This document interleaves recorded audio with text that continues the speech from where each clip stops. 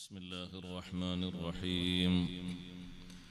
الحمد لله رب العالمين، نحمده ونستعينه ونؤمن به ونتوكل عليه، ونعوذ بالله من شرور أنفسنا ومن سيئات أعمالنا. من يهده الله فلا مضل له ومن يضلل فلا هادي له. نشهد أن لا إله إلا الله وحده لا شريك له، ونشهد أن سيدنا ونبينا ومولانا محمدا صلى الله عليه وسلم عبده ورسوله. اللهم صل وسلم وبارك على رسولك سيدنا ومولانا محمد وعلى آل وأصحاب سيدنا ومولانا محمد وعلى جميع الأنبياء والمرسلين وآلهم وصحبهم والتابعين لهم بإحسان إلى يوم الدين. أما بعد، أعوذ بالله من الشيطان الرجيم. بسم الله الرحمن الرحيم. والذين يقولون ربنا اصرف عنا عذاب جهنم إن عذابها كان غراما إنها ساءت مستقرا ومقاما. والذين إذا أنفقوا لم يسرفوا ولم يقتروا وكان بين ذلك قواما.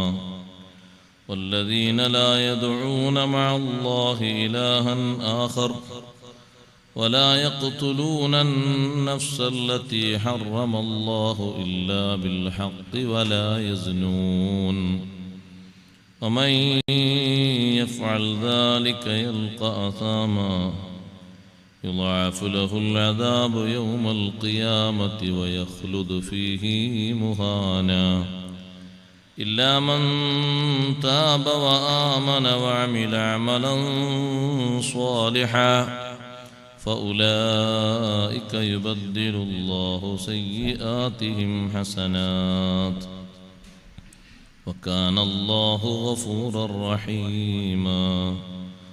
صدق الله العلي العظيم. صدق وصدق وبلغ رسوله النبي الكريم، ونحن على ما قال ربنا من الشاهدين الشاكرين، والحمد لله رب العالمين.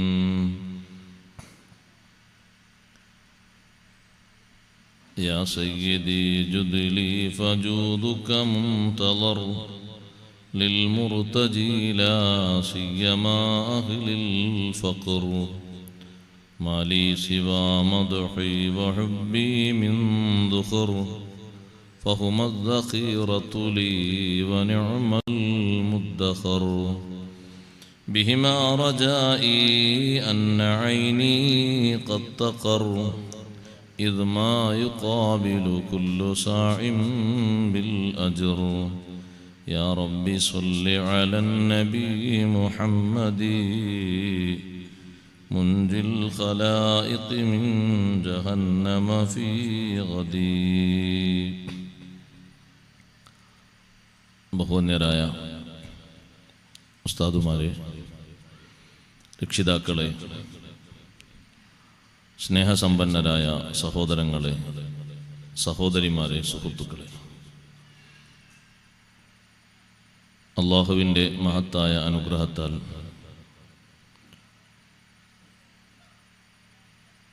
പരിശുദ്ധ ഖുർആനിലൂടെ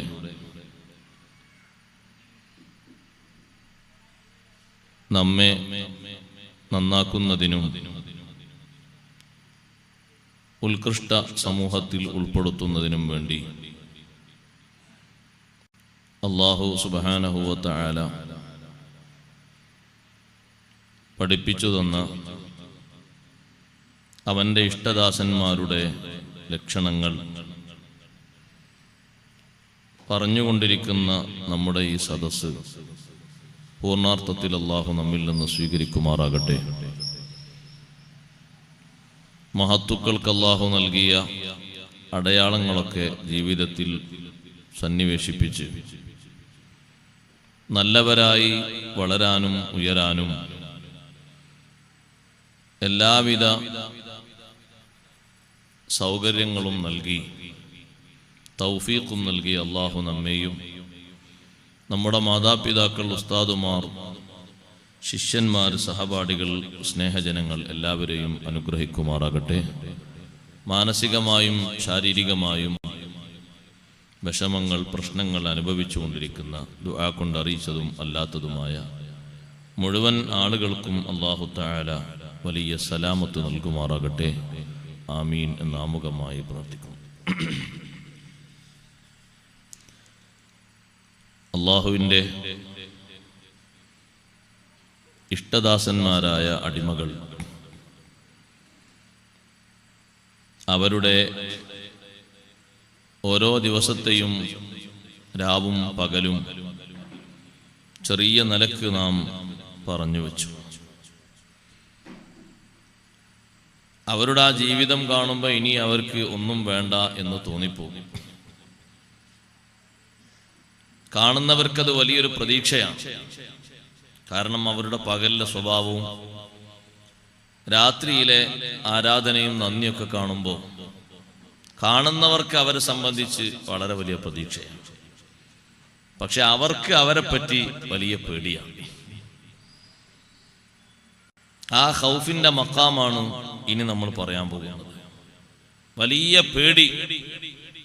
അല്ലാഹു സുബ്ഹാനഹു വ തആലയുടെ അല്ലാഹു ഒരുക്കിയിരിക്കുന്ന പ്രതികാരവും പ്രതിരോധവും അത് ലോകത്ത് ആർക്കെങ്കിലും ഒരാൾക്ക് അല്ലാഹുവിൻ്റെ ആ ഒരു പ്രതികാരം, അല്ലാഹുവിൻ്റെ ആ ഒരു പ്രതിരോധം അതേ രൂപത്തിൽ സൃഷ്ടിക്കാനോ സംവിധാനിക്കാനോ ആർക്കും കഴിയില്ല. എന്നാൽ അതിനെ നേരിട്ട് തോൽപ്പിക്കാൻ ആർക്കെങ്കിലും കഴിവുണ്ടോ? അതുമില്ല. പരിശുദ്ധ ഖുർആനിൽ ഏറ്റവും കൂടുതൽ വിശ്വാസികൾ കാവൽ ചോദിക്കുന്ന ഒരു വലിയ സംഭവമാണ് നരകജീവിതം എന്നത്. അല്ലാഹു നമ്മെ കാക്കുമാറാകട്ടെ. വളരെ വലിയ സംഗതിയാണ്. നരകത്തെ കാക്കുന്ന മലക്കിനെ കണ്ട് ഞാൻ പേടിച്ചു എന്ന് സയ്യിദുനാ റസൂലുള്ളാഹി സ്വല്ലല്ലാഹു അലൈഹി വസല്ലം. നരകവും സ്വർഗവും നേർക്കുനേരെ അവിടുന്ന് കണ്ണുകൊണ്ട് നോക്കി വന്ന് നമുക്ക് പറഞ്ഞു തന്നു. നരകം കാക്കുന്നൊരു മലക്കുണ്ട്, മാലിക് അലൈഹിസ്സലാം. വല്ലാത്തൊരു മലക്കാണ്. ഞാൻ ആ മലക്കിനോടൊന്ന് സലാം പറഞ്ഞു. സലാം മടക്കി. ഞാനൊന്ന് ചിരിച്ചു. തിരിച്ചതിന് മറുപടി ലഭിച്ചില്ല. ചിരി അറിയാത്തത് കൊണ്ടാണ്. കാരണം കാവൽ നിൽക്കുന്നത് ജഹന്നമിനല്ലേ, നരകത്തിനല്ലേ. തിരിച്ചിങ്ങോട്ട് ചിരിക്കാത്തത് കൊണ്ട് സ്വർഗം കാക്കുന്ന മലക്കും അർശിനെ വഹിക്കുന്ന മലക്കുകളും അർശിൽ തസ്ബീഹിലായി ദായിമായി നിൽക്കുന്ന മലക്കുകളും സിദ്റത്തുൽ മുൻതഹയുടെ പക്ഷത്തുള്ള കോടിക്കണക്കിന് മലക്കുകളും എല്ലാവരും സലാം പറയുന്നു, സലാം മടക്കുന്നു, സന്തോഷിക്കുന്നു. അപ്പൊ ഈ ഒരു വല്ലാത്തൊരു അവസ്ഥ കണ്ടപ്പോൾ ജിബ്രീൽ അലൈഹിസ്സലാം ചോദിച്ചു, അള്ളാഹുവിന്റെ ഹബീബെ, തങ്ങൾ സലാം പറഞ്ഞോ? ഓ പറഞ്ഞു. മടക്കിയോ? സലാം മടക്കി. തങ്ങൾ ചിരിച്ചോ? ഞാൻ ചിരിച്ചു. പക്ഷേ ചിരിയുടെ പ്രതികരണമൊന്നും കിട്ടിയില്ല. തങ്ങളോട് ചിരിച്ചിട്ടില്ലെങ്കിൽ ലാ യൽഹഖു ഇലാ അഹദിൻ അബദ, ഇനി ലോകത്ത് ഒരാളോടും ചിരിക്കൂല. ചിരിക്കാൻ അറിയില്ല. കാരണം കാവൽ നിൽക്കുന്നത് ജഹന്നമിനാണ്. ജഹന്നമിനെ സൃഷ്ടിക്കപ്പെട്ട അന്നു മുതൽ ചിരിക്കാത്ത മലക്കുകൾ വേറെയും ഉണ്ട്. അതിൽപ്പെട്ട മറ്റൊരു മലക്കാണ് മികാഈൽ അലൈഹിസ്സലാം. ജഹന്നമിനെ അല്ലാഹു തആല സൃഷ്ടിച്ചത് മുതൽ മികാഈൽ അലൈഹിസ്സലാം ചിരിച്ചിട്ടില്ല. അവരൊക്കെ എത്ര മാസൂമിങ്ങളാണ്. അതവരുടെ ഖൗഫാണ്. അല്ലാഹു സുബ്ഹാനഹു വ തആല ഒരുക്കിയിരിക്കുന്ന അവന്റെ അദാബിനെ കുറിച്ച് നല്ല ബോധം വേണം. ആ ബോധം വിശ്വാസികൾക്കുണ്ട്. അള്ളാഹുവിന്റെ ഇഷ്ടദാസന്മാർക്ക് എപ്പോഴും ആ ബോധമുണ്ട്. അവര് സ്വന്തം പറയുന്നതും മറ്റൊരാൾ പറയുന്നതും എവിടുന്നെങ്കിലൊക്കെ കേൾക്കുന്നതും കേട്ടാൽ പടച്ചോനെ ആ കേൾക്കുന്നത് അദാബിനെ പറ്റിയാണ്, ജഹന്നമിന്റെ ശിക്ഷയെ പറ്റിയാണ്. അതിന്റെ അത്ര ഗൗരവമുള്ള ഒന്ന് ഇല്ല. അതുകൊണ്ടാണ് വിശ്വാസികൾ രാവിലെ പ്രാർത്ഥിക്കുന്ന വലിയൊരു പ്രാർത്ഥനയുണ്ട് ആലു ഇമ്രാൻ സൂറത്തിന്റെ അവസാനത്തിൽ. ആ പ്രാർത്ഥന ചൊല്ലുന്നവർ 10 ആയത്തുകൾ ഇന്ന ഫീ ഖൽഖിസ് സമാവാതി വൽ അർള് വഖ്തിലാഫിൽ ലൈലി വൻ നഹാരി ലആയാതിൽ ലിഉലിൽ അൽബാബ് അതിങ്ങനെ തൊട്ട് തുടങ്ങി പറഞ്ഞു വന്നിട്ട് അല്ലാഹു തആലാനോട് പറയുന്നത്, പടച്ചോനെ ആകാശവും ഭൂമിയും കണ്ടു, അതിലെ ഒരുപാട് അത്ഭുതങ്ങൾ കണ്ടു. റബ്ബനാ മാ ഖലഖ്ത ഹാദാ ബാത്തില, ഇതൊന്നും നീ വെറുതെ സംവിധാനിച്ചതല്ല. സുബ്ഹാനക്, നിന്റെ പരിശുദ്ധി ഞാൻ സമ്മതിക്കുന്നു, ഞാനത് വാഴ്ത്തുന്നു, ഞാനത് പ്രകീർത്തിക്കുന്നു. പക്ഷേ ഇതൊക്കെ കണ്ട് മനസ്സിലാക്കി എനിക്ക് നിന്നോട് ചോദിക്കാനുള്ളത്, ഫഖിനാ അദാബന്നാർ, കാണാത്ത ഒന്നുണ്ട്, അത് നരകത്തിന്റെ അദാബാണ്. നരകശിക്ഷയിൽ നിന്ന് ഞങ്ങളെ കാക്കണേ. പിന്നെ ചോദിക്കുന്ന ചോദ്യം മുഴുവൻ, ചോദ്യത്തിൽ നിന്ന് അടുത്ത ചോദ്യവും നരകത്തെ പറ്റിയാണ്.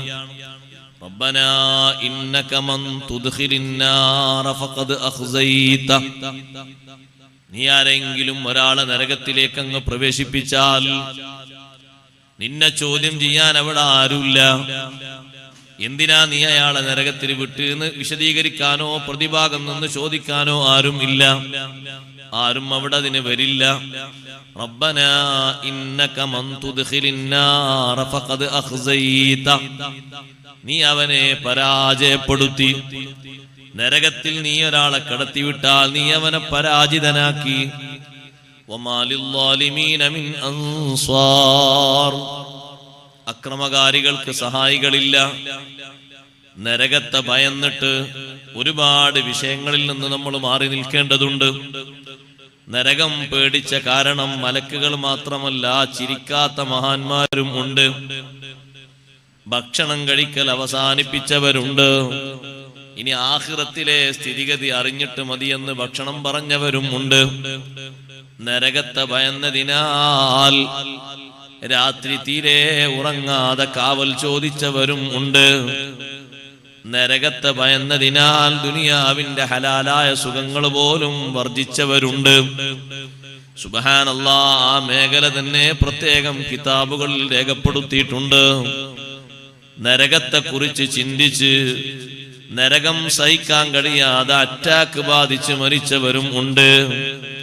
അവർക്കൊക്കെ സഹോദരങ്ങളെ ഒരു ഖൗഫിന്റെ മഖാമുണ്ട്.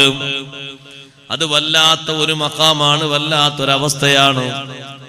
നരകം അറിഞ്ഞ് അനുഭവിച്ചപ്പോ കണ്ടനുഭവിച്ചിട്ടില്ല, കണ്ടിട്ടില്ല, സ്പർശിച്ചിട്ടില്ല. കേട്ട് മനസ്സിലാക്കി അനുഭവിച്ചപ്പോഴേക്ക് മനസ്സിൽ ഇത്രമാത്രം വലിയ ഭീതി വന്നെങ്കിൽ അതവരുടെ അല്ലാഹു തആല നൽകിയ ശ്രേഷ്ഠമായ ഗുണത്തിന്റെ അടയാളത്തിന്റെ ഉദാഹരണമാണ്. ആ നരകത്തെ കുറിച്ച് നല്ല ചിന്ത വേണം. നരകത്തിലേക്ക് ഏറ്റവും കൂടുതൽ സ്വീകരിക്കുന്നത് ആരെയാണെന്ന് നമ്മൾ ഓർക്കണം. ദുനിയാവിലെ ഹറാമുകളോടൊന്നും ഒരു നിലക്കും രാജിയാവാതെ ഹറാമുകളിൽ എപ്പോഴും താല്പര്യപ്പെട്ടുകൊണ്ട് ആര് പറഞ്ഞാലും, മക്കള് പറഞ്ഞാലും, ഭാര്യ പറഞ്ഞാലും, ബാപ്പ പറഞ്ഞാലും, ഉമ്മ പറഞ്ഞാലും, ഇരിക്കുന്ന വീട് തന്നെ ഒന്ന് കുലുങ്ങിക്കൊടുത്താലും അതേ മനുഷ്യൻ സ്വീകരിച്ചിരിക്കുന്ന ശഹവാത്ത്, അവന്റെ വികാര വിചാരങ്ങൾ അല്ലാഹു തആല അനുവദിക്കാത്ത രൂപത്തിലുള്ളതില്ലേ, അത് ഏറെ സ്വീകരിക്കുമ്പോ നരകത്തിലേക്കുള്ളതാണ് നമ്മൾ നിറച്ചുകൊണ്ടിരിക്കുന്നത് എന്ന് ബോധം വേണം. എത്ര സഹോദരങ്ങളുണ്ട് നിസ്കാരങ്ങളൊക്കെ കൃത്യമായി നിസ്കരിക്കും, പക്ഷേ ഖൗഫിന്റെ മഖാമിലേക്ക് അവരെത്തിയിട്ടില്ല. എത്തിയിട്ടുണ്ടെങ്കിൽ ഇമ്മാതിരി തെറ്റുകുറ്റങ്ങളിൽ അവരൊരിക്കലും അഭിരമിക്കുകയില്ല. ഖൗഫിലേക്ക് ചെറിയ ഒരു പേടി അവരെ കൽബിൽ കുടുങ്ങിയിട്ടുണ്ടെങ്കിൽ സ്വന്തം ഭാര്യ ഉണ്ടായിരിക്കെ, മക്കളുണ്ടായിരിക്കെ, കുടുംബങ്ങളുണ്ടായിരിക്കെ സന്തോഷപൂർവം അവരെ കൊണ്ട് കഴിയാൻ അല്ലാഹു സർവ്വ വികാരങ്ങളും നൽകിയിരിക്കെ മറ്റൊരുത്തിയോട് ചാറ്റിങ് നടത്തിയിട്ട് സല്ലാപം കൊള്ളുകയില്ല. അതിൽ ശരീരത്തിന്റെ ഒരു സുഖം അനുഭവിക്കുകയില്ല. അല്ലാഹു ഹലാലാക്കിയതിൽ പൊരുത്തപ്പെട്ട് മുന്നോട്ട് പോകാൻ അവൻ ബദ്ധശ്രദ്ധനായിരിക്കും. നമ്മളൊന്ന് ആലോചിച്ചു നോക്കൂ, എത്ര കടുപ്പമേറിയ വിഷയമാണ്. മഹാരഥന്മാർ നരകത്തെക്കുറിച്ച് ചിന്തിച്ചപ്പോൾ വല്ലാതെ പേടിച്ചുപോയി. നമ്മളൊരു വേള ആലോചിക്കുമ്പോ നരകത്തിലേക്കുള്ള വഴികൾ കൂടി വന്നുകൊണ്ടിരിക്കുകയാണ്. നരകത്തിലേക്കുള്ള ആളുകൾ എമ്പാടും അധികരിച്ചു കൊണ്ടിരിക്കുകയാണ്. വിശ്വാസികൾ നരകത്തെ സംബന്ധിച്ച് പേടി മൂലം സദാ അവര് പ്രാർത്ഥന നടത്തുന്നു. വല്ലദീന യഖൂലൂന റബ്ബന സ്രിഫ് അന്നാ അദാബ ജഹന്നം ഇന്ന അദാബഹാ കാന ഗറാമാ ഇന്നഹാ സാഅത് മുസ്തഖറൻ വമുഖാമാ. ചൊല്ലിക്കൊണ്ടിരിക്കുന്നവരുമാണ്, പറഞ്ഞുകൊണ്ടിരിക്കുന്നവരുമാണ്. ഒരു തഫ്സീറിൽ കാണാം ഫീ അഖാബി സ്വലവാത്തിഹിം, നിസ്കാരങ്ങൾക്ക് പിറകിൽ പ്രാർത്ഥിക്കുമ്പോ ഈ പ്രാർത്ഥന അവർ വിടൂല. മറ്റു പ്രാർത്ഥനകളിലൊക്കെ നരകം ടച്ച് ചെയ്യാതെ പോകൂല. ഏത് നിസ്കാരത്തിലാ നരകത്തിൽ നിന്ന് കാവൽ ചോദിക്കാത്തത്? മയ്യത്ത് നിസ്കാരത്തിലും നരകത്തിൽ നിന്ന് കാവൽ ചോദിക്കുന്നില്ലേ? ഗ്രഹണ നിസ്കാരത്തിലും നരകത്തിൽ നിന്ന് കാവൽ ചോദിക്കുന്നില്ലേ? മഴയെ തേടുന്ന നിസ്കാരത്തിലും നരകത്തിൽ നിന്ന് കാവൽ ചോദിക്കുന്നില്ലേ? എല്ലാ ഫർള് നിസ്കാരത്തിലും സുന്നത്ത് നിസ്കാരത്തിലും നരകത്തെ തൊട്ട് കാവൽ ചോദിക്കാത്തൊരു നിസ്കാരമില്ല. സഹോദരങ്ങളെ, കാരണം അത് നരകത്തിന്റെ ഭയാനകതയാണ് സൂചിപ്പിക്കുന്നത്. എപ്പോഴും കാവൽ ചോദിക്കാൻ അള്ളാഹു പറഞ്ഞൊരു വിഷയമുണ്ടെങ്കിൽ അതേറ്റവും അധികം ശ്രദ്ധിക്കേണ്ടത് തന്നെയല്ലേ? ഒരു വഴിക്ക് പോകുമ്പോൾ നമ്മളോട് ആളുകൾ പറഞ്ഞു, നിങ്ങൾ അതിലൂടെ വാഹനം ഓടിച്ചു പോകുമ്പോ ശ്രദ്ധിക്കണം, ഒറ്റക്കാണെങ്കിൽ നല്ലോണം കരുതണം, അവിടെ ചില പിശാചുക്കളെ ശല്യങ്ങൾ പലർക്കും രൂപപ്പെട്ടിട്ടുണ്ട്. എത്രമാത്രം നമ്മളൊരു ശരീരത്തിന് വേണ്ടി നമ്മൾ പേടിക്കും. ഒറ്റക്ക് പോകാൻ ധൈര്യം കാണിക്കാത്തത് കൊണ്ട് പലയിടത്തും അങ്ങനെ മാറിപ്പോകുന്നവരില്ലേ? അത് ശരീരത്തിന്റെ ഭാഗ്യഭാഗത്തോ ഉൾഭാഗത്തോ എന്തോ പെട്ടിട്ട് ജീവിതം താറുമാറാകുമെന്ന് കരുതിയിട്ടല്ലേ? എക്കാലത്തും ജീവിക്കേണ്ട ലോകമാകുന്ന പാരത്രിക ലോകത്ത് നരകത്തിലാണോ വാസം കിട്ടുന്നത്? കുടുങ്ങിയത് തന്നെ. ആ നരകശിക്ഷയെ സംബന്ധിച്ച് പേടിച്ചുകൊണ്ട് നല്ലോണം ബോധം ഉണ്ടാക്കിക്കൊണ്ട് നടക്കുന്നവരാണ് അള്ളാഹുവിന്റെ ഇഷ്ടദാസന്മാർ. എനിക്കത് വേണ്ട, അത് നരകത്തിലേക്ക് അടുത്തതാണ്, ഞാനിത് സ്വീകരിക്കൂല, അത് നരകത്തിലേക്ക് വളരെ എളുപ്പമുള്ള വഴിയാണ്, ഞാൻ അതിലൂടെ പോകാനില്ല, അതിലൂടെ പോയാൽ നരകത്തിലായെത്തുക, ഞാൻ ആ മാർഗം ഒരു നിലക്കും സ്വീകരിക്കാൻ ആഗ്രഹിക്കുന്നില്ല, നരകത്തിലേക്കാണത് പ്രചോദിപ്പിക്കുന്നത്.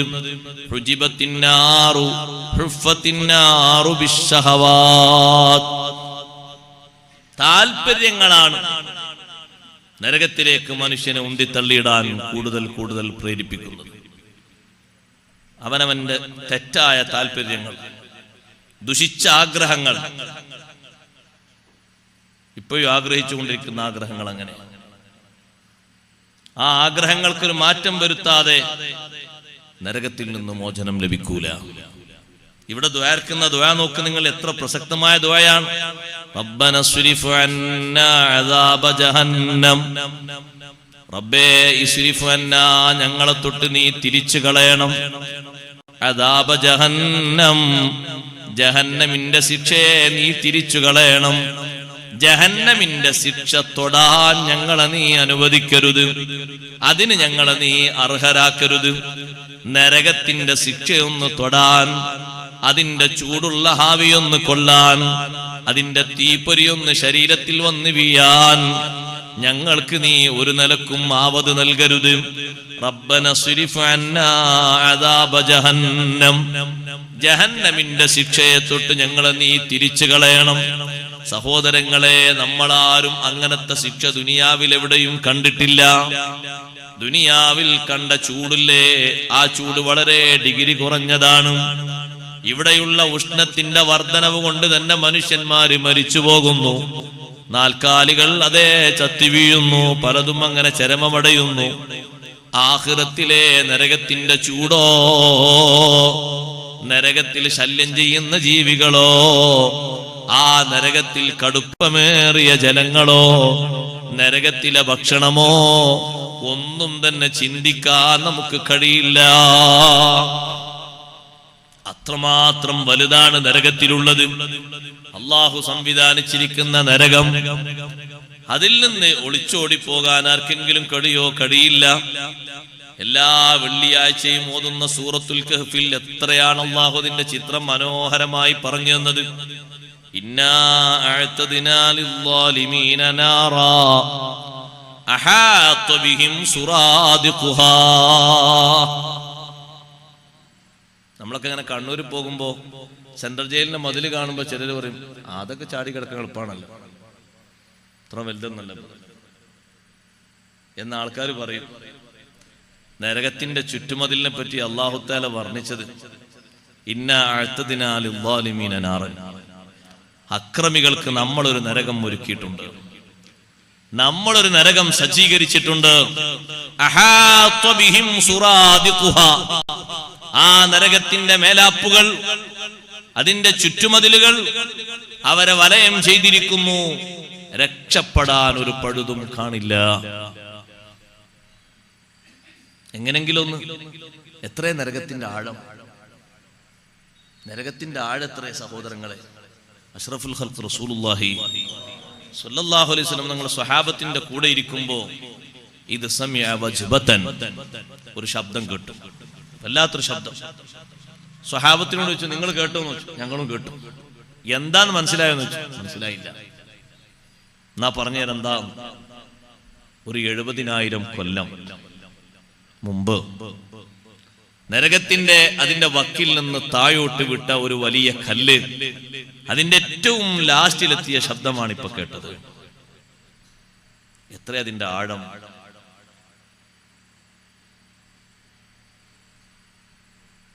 ഒരു 70,000 കൊല്ലം അപ്പുറം നരകത്തിന്റെ തുടക്കത്തിൽ നിന്ന് താഴോട്ടൊരു കല്ലിട്ടാൽ ആ കല്ല് താഴെ വന്ന് വീണ ഒച്ചയാണ് ഇപ്പോൾ കേട്ടത് എന്ന് പറയുമ്പോ എത്ര വലുപ്പമുണ്ടതിന്.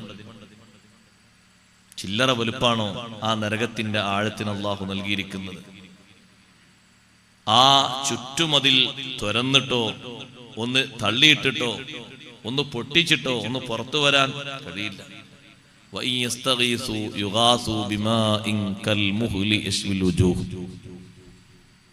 എപ്പോഴും നരകത്തിൽ നിന്ന് കേൾക്കുന്നത് ആർത്തനാദങ്ങളാണ്, ശബ്ദങ്ങളാണ്, വിളിയാളങ്ങളാണ്, കൂട്ടക്കരച്ചിലുകളാണ്. വെള്ളത്തിന് വേണ്ടി കേഴുന്ന ശബ്ദങ്ങൾ കേൾക്കും. വെള്ളത്തിന് വേണ്ടി അവർ സഹായമർത്ഥിക്കുമ്പോ അവർക്ക് നൽകപ്പെടുന്ന വള്ളം യുഗാസൂ ബിമാഇൻ കൽമുഹൽ. അതേ, സാധാരണ ഏതെങ്കിലും ഒരു കൊല്ലപ്പണിക്കാരൻ ഒരു നല്ല ഇരുമ്പ് പഴുപ്പിച്ച് അതിന്റെ മുകളിലുള്ള കീടങ്ങളൊക്കെ ഒന്ന് ഒരു ചുടുവെള്ളം കൊണ്ട് കഴുകിയിട്ട് അപ്പുറത്തേക്ക് മാറ്റി വെക്കും പോലെ ശരിക്കും കടുത്ത ചൂടുള്ള ചീഞ്ചലമാണ് അവർക്ക് നൽകപ്പെടുന്നത്. അത് വായയോടടുപ്പിക്കുമ്പോ യസ്വിൽ വുജൂഹ്, മുഖങ്ങൾ കരിച്ചു കളയും. നമ്മൾ ഷവായ കേൾക്കാറില്ലേ? ഷവായ ഓർമ്മല്ലേ? ഷവായ അൽ കഹ്ഫിലെ യസ്വി ഓർക്ക് മറക്കണ്ട. യസ്വിൽ വുജൂഹ്, ദീക്ക് ഷവായ മാത്രം ഓർമ്മ ഉണ്ടായാ പോരാ. ചുട്ടു പൊരിക്കുന്ന മുഖം പൊരിച്ചു കളയും. യസ്വിൽ വുജൂഹ്, മുഖത്തുള്ള മാംസങ്ങളെ പൊരിച്ചു കളയും, ചുട്ടുരുക്കിക്കളയും. അല്ലാഹു തആല കൊടുക്കുന്ന നരകത്തിന്റെ വെള്ളത്തിന്റെ ചൂടിന്റെ കടുപ്പം ദുനിയാവിൽ ഏതെങ്കിലും ഒരു ചൂടിനുണ്ടോ? കുറച്ചു സമയം കഴിയുമ്പോൾ ആറിപ്പോകൂലേ? എത്ര തളച്ച വെള്ളം കൊണ്ടുവന്ന് വെച്ചാലും ഒരേ ഡിഗ്രിയിൽ അങ്ങനെ കിട്ടുമോ? അത് ഇല്ല. എന്നാൽ അവിടെ കിട്ടുന്ന, കുടിക്കാൻ കിട്ടുന്ന നരകവാസികൾക്കുള്ള വെള്ളം യശ്വിൽ വുജൂഹ്. അതുകൊണ്ടാണ് നരകത്തിൽ നിന്ന് കാവൽ ചോദിക്കുന്ന വെള്ളിയാഴ്ച നടക്കുന്ന ജുമുഅയിലെ ഖുതുബയിലെ പ്രാർത്ഥനയിൽ അല്ലാഹുവേ ലാ തശ്വി ഖൽഖനാ ബിന്നാർ, നരകം കൊണ്ട് ഞങ്ങളെ ആകൃതി, ഞങ്ങളെ ശരീരത്തിന്റെ രൂപങ്ങളെ നീ കരിച്ചു കളയരുത്. വല്ലാത്തൊരു ചൂടാണ് നരകത്തിന്റെ ചൂട്. അതിലെ വെള്ളം തന്നെ മുഖത്തോടടുപ്പിക്കുമ്പോൾ കരിഞ്ഞു പോകുമെങ്കിൽ എത്ര ഗൗരവമുണ്ടാ നരകത്തിലെ വെള്ളത്തിന്റെ കടുപ്പം. ആ നരകത്തിലെ ഭക്ഷ്യവസ്തുക്കളുടെ കടുപ്പം എത്രയുണ്ട്. അള്ളാഹുവിനോട് ചോദിക്കുന്നത് ഇസ്രിഫ് അന്നാ അദാബ ജഹന്നം, ജഹന്നമിന്റെ ശിക്ഷ ഞങ്ങളെ തൊട്ട് നീ തിരിക്കണേ അല്ലാഹ്. ഇത് മനസ്സറിഞ്ഞ് നമ്മൾ പ്രാർത്ഥിക്കേണ്ട ഒരു പ്രാർത്ഥനയാണ്. നരകം ഒന്ന് കാണാൻ വേണ്ടിയിട്ട് നരകത്തിന്റെ ഭാഗത്തേക്കൊന്ന് ആറാഫ് എന്ന് പറയുന്ന ഒരു സ്ഥലമുണ്ടല്ലോ, സ്വർഗത്തിന്റെയും നരകത്തിന്റെയും ഇടക്ക്. അപ്പൊ നരകത്തിന്റെ ഭാഗത്തേക്ക് അവരെ ഒന്നിങ്ങനെ തിരിച്ചു കൊടുത്താൽ എങ്ങനെ ഉണ്ടാവും?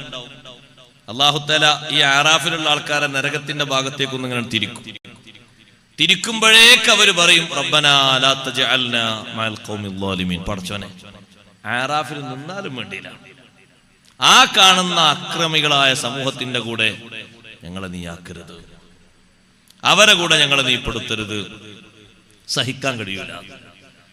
അവരെ നരകത്തിന്റെ ഭാഗത്തേക്കൊന്നും ഇങ്ങനെ തിരിക്കുമ്പോഴേക്ക് വല്ലാത്ത പേടിയാണ്.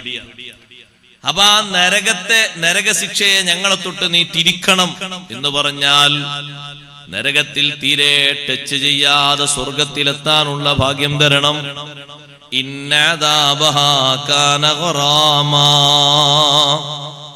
ഇന്നദാബഹാ കാന ഖറാമാ, ആ നരകത്തിന്റെ ശിക്ഷ കാന ഖറാമൻ, അത് വിട്ടുമാറാതെ ഡിഗ്രി കുറയാതെ എന്നെന്നും ഒരേ രൂപത്തിലാണ്. കാന ഖറാമൻ ഐ മുലാസിമൻ ദായിമൻ, വിട്ടൊഴിയാതെ എന്നും ഒരേ രൂപത്തിലാണ്, ഡിഗ്രി കുറയൂല. കുറച്ചങ്ങോട്ട് കഴിയുമ്പോ ഉസ്താദേ ഇതിനൊരു മാറ്റം വരൂല. പിന്നെ ഒരു 100 കൊല്ലം കഴിയുമ്പോ ചെറിയ ചേഞ്ച് വരൂലേ, ചെറിയ ചേഞ്ച് വരൂല. 100 1000 10,000 കോടി വർഷം കഴിഞ്ഞാലും ഇന്ന അദാബഹാ കാന ഖറാമാ, നരകത്തിന്റെ ശിക്ഷ അതേ പരുവത്തിൽ തന്നെയാണ്. അല്ലാഹു നമ്മളെ കാത്തുരക്ഷിക്കട്ടെ. സുബ്ഹി നിസ്കാരം കഴിഞ്ഞും മഗ്രിബ് നിസ്കാരം കഴിഞ്ഞിട്ടും ഉമ്മമാരെ, നരകത്തിൽ നിന്ന് 7 പ്രാവശ്യം കാവൽ ചോദിക്കുമ്പോ മനസ്സറിഞ്ഞ് ചോദിക്കണം, അല്ലാഹുമ്മ അജിർനീ മിനന്നാർ. സുബ്ഹി നിസ്കാരത്തിന്റെ മുമ്പുള്ള സുന്നത്ത് നിസ്കാരം നിർവഹിച്ച് വലത്തെ ഭാഗത്തേക്ക് ചെരിഞ്ഞു കടന്ന് വലത്തെ കൈ കവളിന്റെ ഭാഗത്തേക്ക് വെച്ച് അല്ലാഹുമ്മ റബ്ബ ജിബ്രീല വഇസ്റാഫീല വമീകാല വമുഹമ്മദിൻ സ്വല്ലല്ലാഹു അലൈഹി വസല്ലം അല്ലാഹുമ്മ അജിർനീ മിനന്നാർ, അല്ലെങ്കിൽ അല്ലാഹുമ്മ അഇദ്നീ മിനന്നാർ.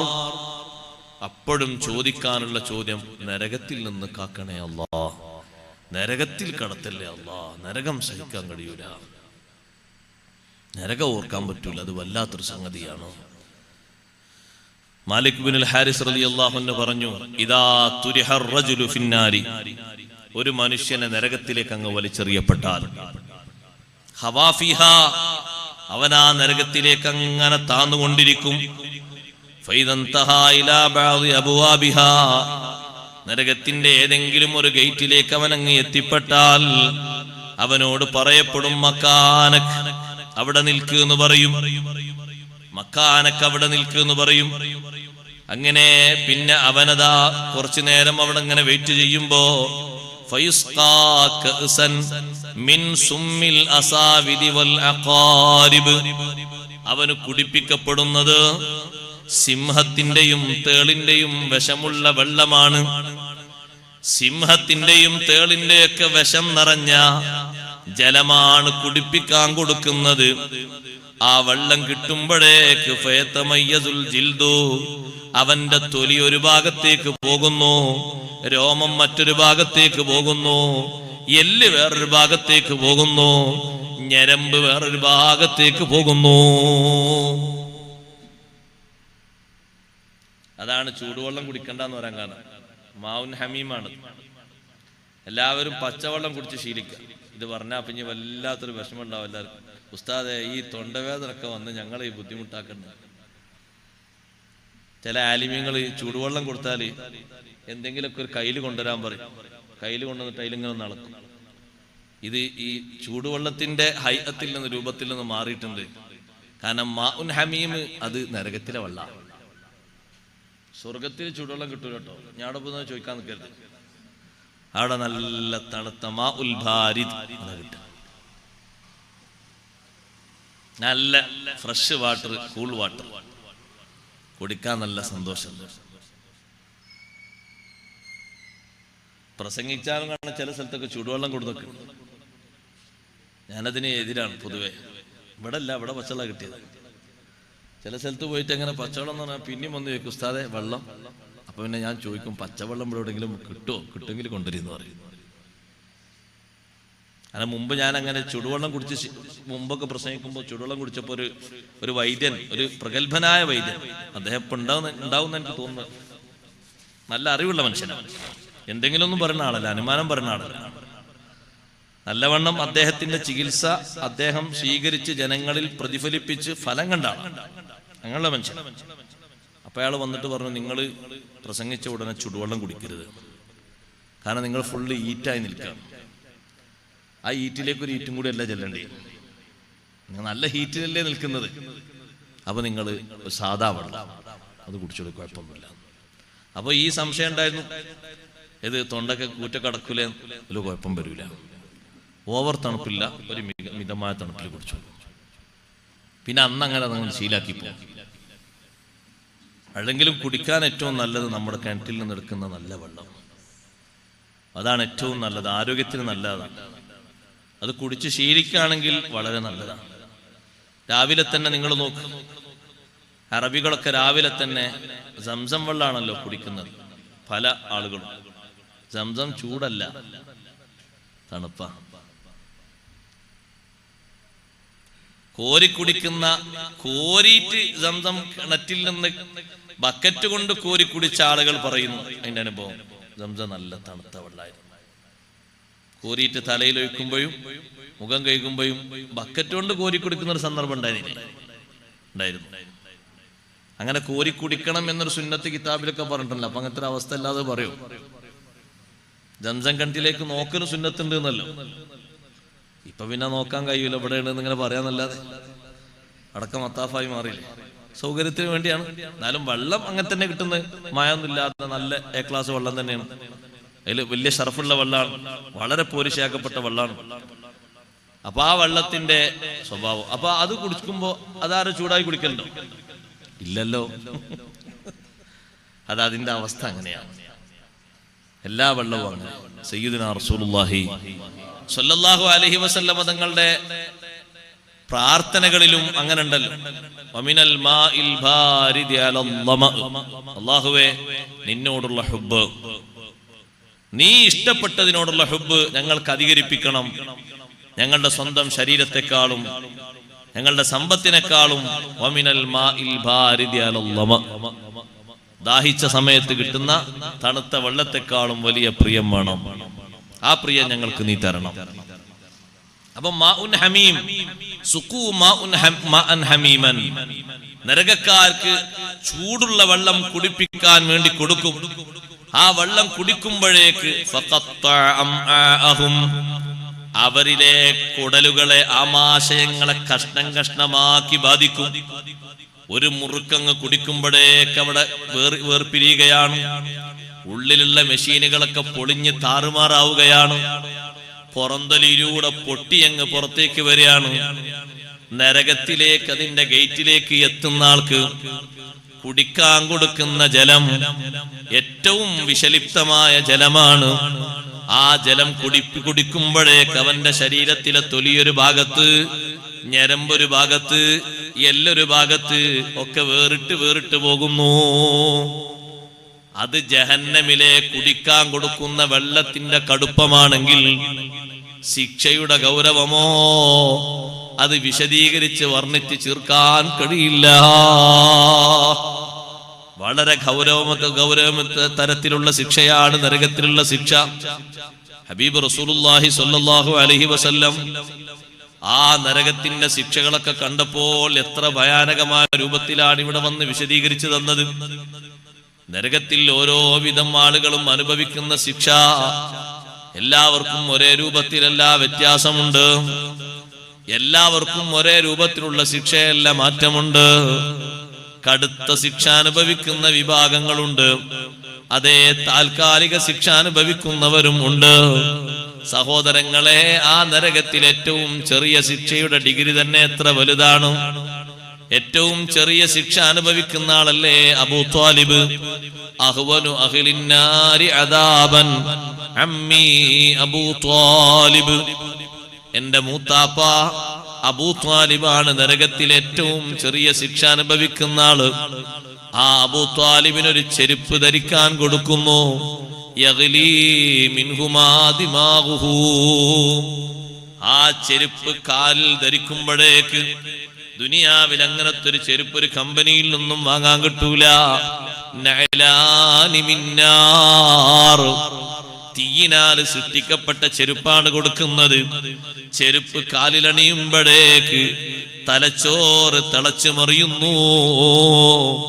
സഹോദരങ്ങളെ, തലച്ചോറിന് അങ്ങനെ ഒരു തിളച്ചു മറിയലുണ്ടെങ്കിൽ കാലിന്റെ അടിഭാഗം മുതൽക്ക് തലച്ചോറ് വരെ ഡയറക്റ്റായി ഞരമ്പുണ്ട്. അത് ഒരു സ്ഥലത്തൂടെ എല്ലാ ശരീരം മൊത്തം അതിന്റെ കവറിംഗ് ഉണ്ട്. അതുകൊണ്ടാണ് ബോധമണ്ഡലം ഉണർത്താൻ ഏറ്റവും നല്ലത് കാലിന്റെ അടിയിൽ തട്ടി വിളിക്കലാണ് എന്ന് മഹാന്മാര് പറഞ്ഞത്. ഒരാളെ ഉരുട്ടിയാലും ചിലപ്പോ ഉണരൂല. അങ്ങനെ ഉരുട്ടിയായാൾക്ക് തോന്നുന്നു ഞാനൊരു തൊട്ടിൽ ഇങ്ങനെ ഉറങ്ങാണ്, അല്ലെങ്കിൽ ആരോ വന്നിന്റെ സുഖത്തിന് വേണ്ടി ഉരുട്ടുണ്ട്. ഒരാളൊന്നിങ്ങനെ പിടിച്ചിങ്ങനെ ഇങ്ങനെ എണീച്ചപ്പോ അല്ലല്ലാഹ് മറ്റേ ഭാഗത്തേക്ക് വീണു.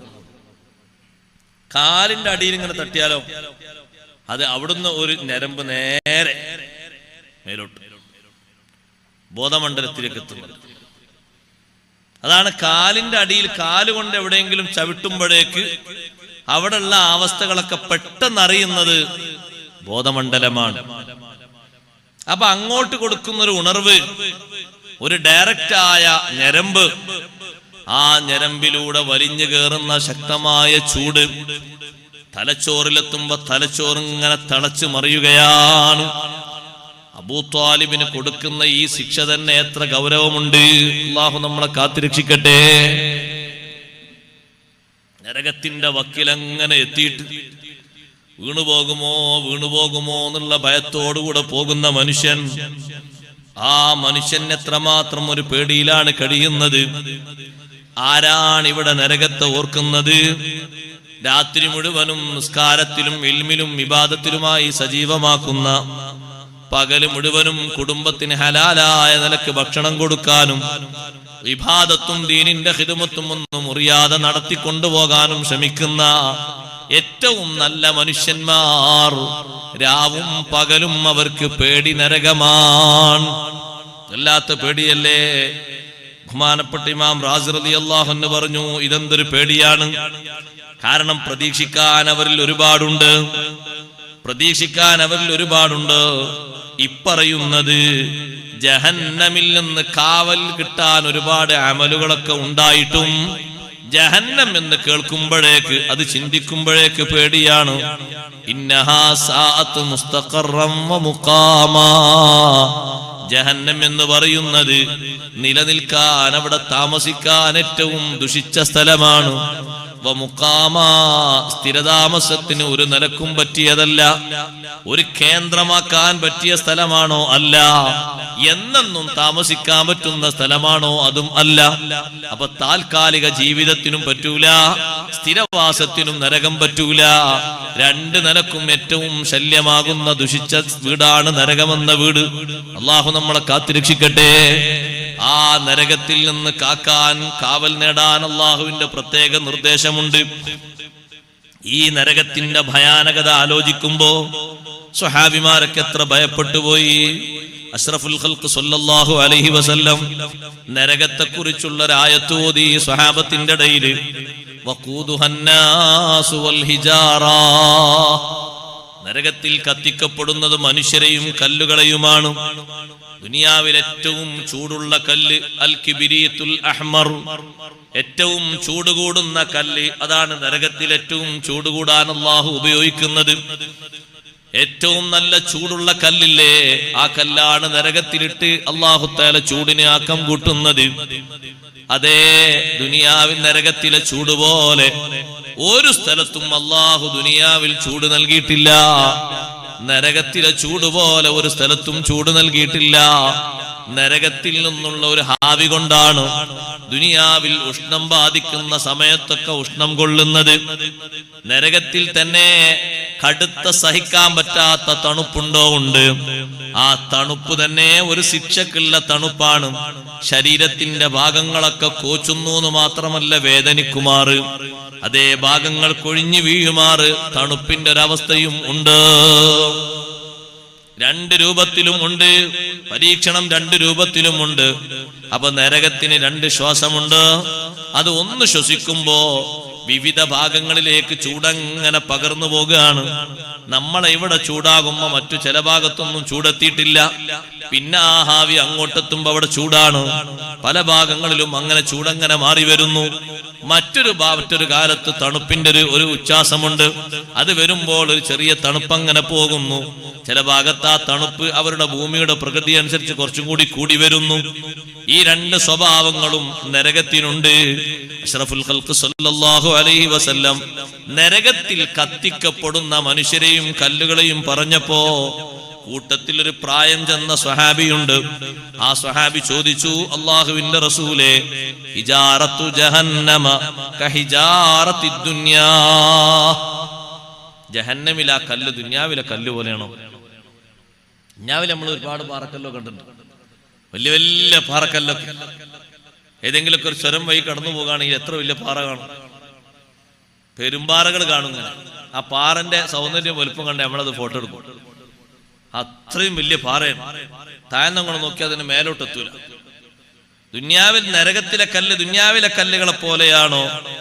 ഹബീബ് സല്ലല്ലാഹു അലൈഹി വസല്ലം പറഞ്ഞു, വല്ലദീ നഫ്സി ബിയദിഹി ലസഖറത്തും മിൻ സഖരി ജഹന്നം അഅളമു മിൻ ജിബാലി ദുനിയാ കുല്ലിഹാ. നരകത്തിലെ ഒരു കല്ല്, നരകത്തിലെ കല്ലുകളിൽ നിന്ന്, പാറക്കല്ലുകളിൽ നിന്ന് ഒരു കല്ല്, അഅളമു മിൻ ജിബാലി ദുനിയാ കുല്ലിഹാ, ദുനിയാവിന്റെ മൊത്തം പർവ്വതങ്ങളെക്കാളും വലുതാണ്. ദുനിയാവിൽ എത്ര പർവ്വതങ്ങളുണ്ട്, എത്ര വലിയ പർവ്വതങ്ങളുണ്ട്. ആ പർവ്വതങ്ങളെ മൊത്തം കൂട്ടിക്കോളൂ. ആ പർവ്വതങ്ങളെക്കാളും വലുപ്പമുണ്ട്, വിസ്തീർണമുണ്ട് ഒരു പാറക്കല്ലെങ്കിൽ. എത്ര പാറക്കല്ലുണ്ട് നരകത്തില്, എത്ര വിസ്തീർണമുണ്ട് നരകത്തിന്. ഈ പാറക്കല്ലുകളൊക്കെ വെച്ചിട്ട് അങ്ങനെ സദാസമയത്തും പഴുത്ത് ചൂടായി നിൽക്കുകയാണ്. ഇത് കേട്ടപ്പോ പ്രായം ചെന്ന സ്വഹാബി ബോധം കെട്ട് വീണു. നരകത്തിന്റെ ഒരു കല്ലിന്റെ വലുപ്പം കേട്ടപ്പോഴേക്ക് മനസ്സിൽ വല്ലാതെ പരിഭ്രമം വന്നു. ബോധരഹിതനായി വീണപ്പോ ഹബീബ് സല്ലല്ലാഹു അലൈഹി വസല്ലം തങ്ങൾ നെഞ്ചിന്റെ ഭാഗത്ത് കൈ ഇങ്ങനെ വെച്ചു നോക്കി. അപ്പൊ ആ മനുഷ്യൻ ഹയാത്തുണ്ട് എന്ന് മനസ്സിലാക്കിയപ്പോ തങ്ങൾ വിളിച്ചപ്പോ അയാൾ കണ്ണു തുറന്നപ്പോ തങ്ങൾ ചൊല്ലിക്കൊടുത്തു, ഖുൽ ലാ ഇലാഹ ഇല്ലല്ലാഹ്. ബോധം കെട്ട് വീണിട്ട് ഏകദേശം ഒരു അവസാനിക്കാറായ ഒരു അവസ്ഥയിലേക്ക് ശരീരത്തിന്റെ നാഡീ മിടിപ്പുകളൊക്കെ താളം തെറ്റിയൊരു അവസ്ഥ കണ്ടപ്പോ തങ്ങൾ ചൊല്ലിക്കൊടുത്തു, ലാ ഇലാഹ ഇല്ലല്ലാഹ് ചൊല്ലിക്കൊള്ളു. ലാ ഇലാഹ ഇല്ലല്ലാഹ് ചൊല്ലി അദ്ദേഹം ഉടനെ മരിച്ചു.